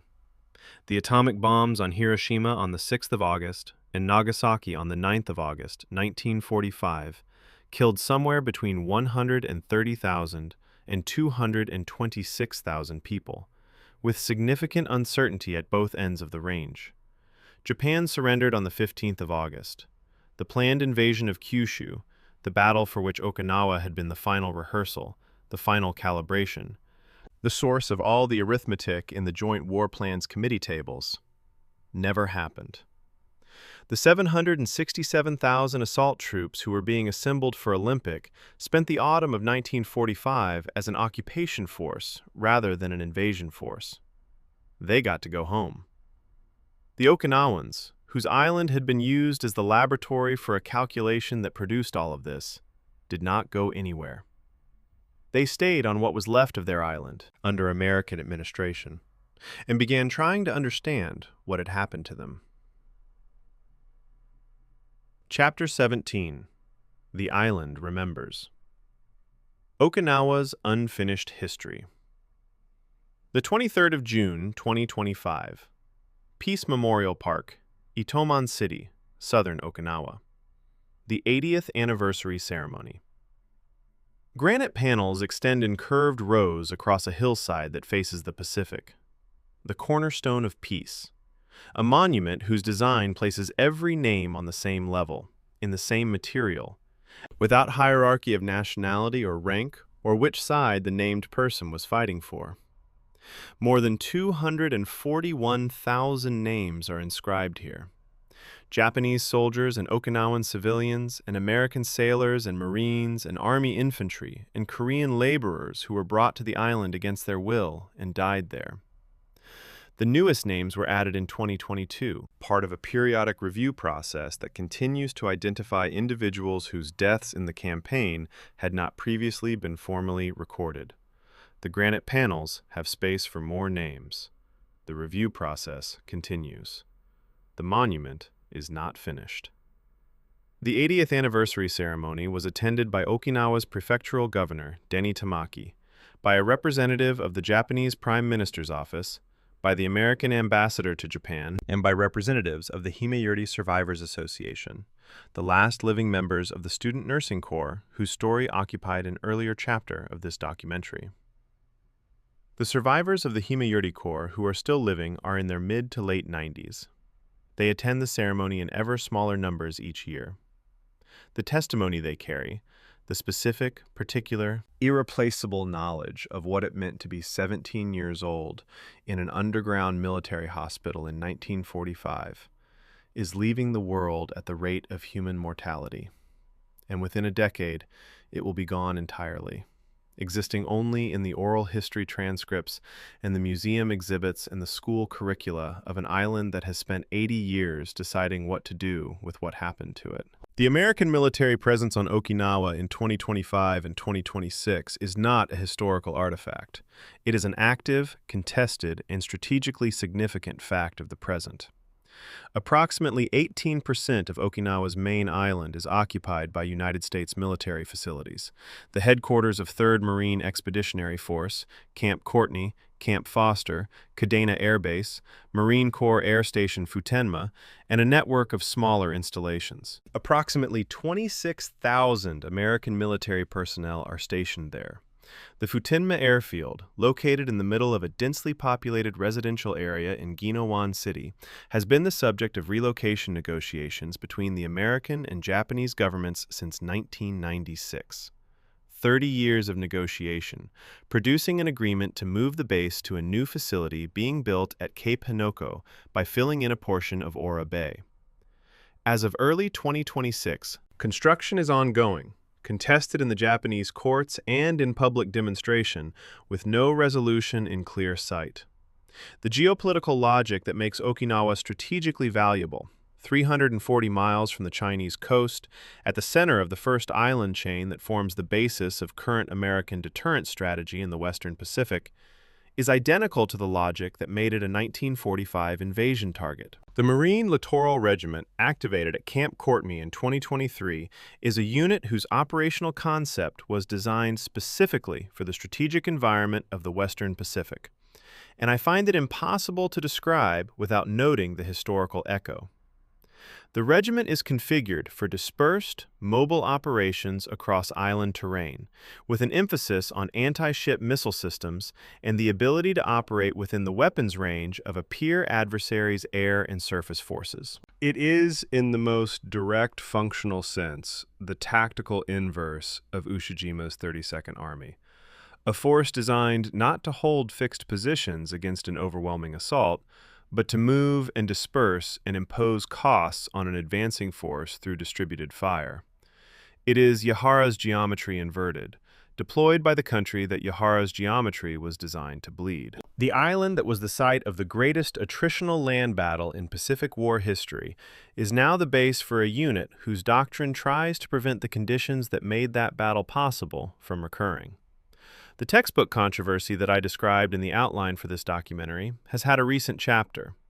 In 2023, a new Japanese national curriculum review raised questions about the characterization of the battle in mainland versus Okinawan educational materials, the same tension that produced the 110,000-person protest demonstration of 2007. The specific language at issue changes with each review cycle, but the underlying question doesn't. Whose narrative of what happened on this island carries official authority? And what does that narrative include about the relationship between Japanese military decisions and Okinawan civilian deaths? The Okinawan prefectural government's position on this question has been consistent for decades. The civilian deaths were not simply the tragic collateral cost of an honorable military defense. They were, in significant part, the consequence of specific decisions made by specific people. And the historical record that Okinawan students are taught should reflect that. The mainland Japanese government's position has, over multiple curriculum cycles, oscillated between acknowledgement and evasion. The argument is ongoing. It matters because the people having it are trying to decide what this battle means, not in 1945, but now, in classrooms, to teenagers who will carry whatever understanding they receive forward into the next 80 years. When I think about what makes the cornerstone of peace unusual as a war memorial, not just in Japan, but globally, the design decision I keep returning to is the one that generated the most controversy when the monument was proposed in the early 1990s. The decision to place every name on the same panels, without separation by nationality or allegiance. American veterans groups objected to Japanese military names appearing alongside their fallen comrades. Japanese nationalist groups objected to Okinawan civilian names being mixed with Japanese military names, on the grounds that it implied moral equivalence between combatants and non-combatants. The Okinawan government, under Governor Masahide Ota, considered both objections and rejected them. The monument was built as proposed. Every name is on the same stone, in the same size lettering, in the same granite. The Japanese language has a different tradition of memorial alphabetization than the Latin alphabet does, but the structural principle is the same. Within the panels, everyone is equal. The Americans and the Japanese and the Okinawans and the Koreans are arranged without hierarchy, because the Okinawan government decided that the most honest statement about what happened on this island was that the distinction between victors and vanquished, between perpetrators and victims, was not as clean as separate panels would suggest. To me, having spent considerable time in these archives over the period of this documentary's research, the Cornerstone's design choice feels like the most historically accurate decision anyone has made about Okinawa since the battle ended. Not because it resolves the moral questions, it doesn't, and it doesn't try to, but because it refuses to pretend that the categories are as clear as monuments usually require them to be. The American sailor at Picket Station Number 1, who was killed by a kamikaze attack designed with technical precision to exploit a sensor gap, is on those panels. So is the Japanese pilot who flew the mission. So is the Okinawan school teacher whose diary ended in April of 1945. So, by design, is Corporal Smith, H.L., the fireman second class, whose name appeared in an action report from 1945, and who sealed a fire room hatch on a burning destroyer, and whose name I have been carrying through this documentary since the 5th chapter. He is there. He is counted. The conversation that Okinawa keeps having with itself, about the bases, about the textbooks, about the memorial, about the political relationship between the island and the mainland Japanese government that conscripted its young people and armed its civilians with grenades in 1945, is not a conversation that has arrived at a conclusion. It's a conversation that is continuing in the prefectural assembly and in the demonstrations at Camp Schwab's perimeter fence, and in the classrooms where teachers are working with curricula that different levels of government have approved for different purposes. The island is, in this sense, still negotiating with the battle that was fought on it 8 decades ago, still deciding what obligation the living carry to the dead, and which dead, and in whose name. Okinawa was never simply a military objective. It was a place where people lived. Ryukyuan people with a distinct language and culture and history that predated both Japanese sovereignty and American interest by centuries. The Kingdom of Ryukyu, whose castle provided the tunnel complex for the 32nd Army's headquarters, had been an independent maritime civilization for 500 years before Japan absorbed it in 1879. The culture that the castle represented, the no-koshi stonework, the distinctive textile traditions, the uchi-noguchi language that is not Japanese but related to it the way a cousin is related to a sibling, survived the battle, barely, carried through the caves and the drainage channels and the underground hospitals by the people who were hiding in them. That survival was not guaranteed. The casualty range that I cited in the 9th chapter, 40,000 to 150,000 civilians, represents, at its upper estimate, roughly 1 in 3 Okinawans alive before the battle. 1 in 3. The cornerstone of peace stands at the southern tip of the island, on the Mabuni Hill Mass, the same ground where Ushijima died, where the 32nd Army's last positions were, where the battle ended. It faces the Pacific, which is an ocean that knows nothing about any of this, and will continue long after the granite weathers and the names become difficult to read. The monument was designed so that additional names could be added indefinitely.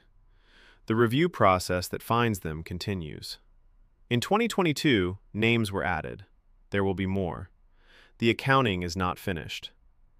80 years after the battle, the island is still counting its dead, and the number keeps changing, and the granite is still there, waiting to receive whatever the counting finds. The battle for Okinawa lasted 82 days and consumed more than 240,000 lives.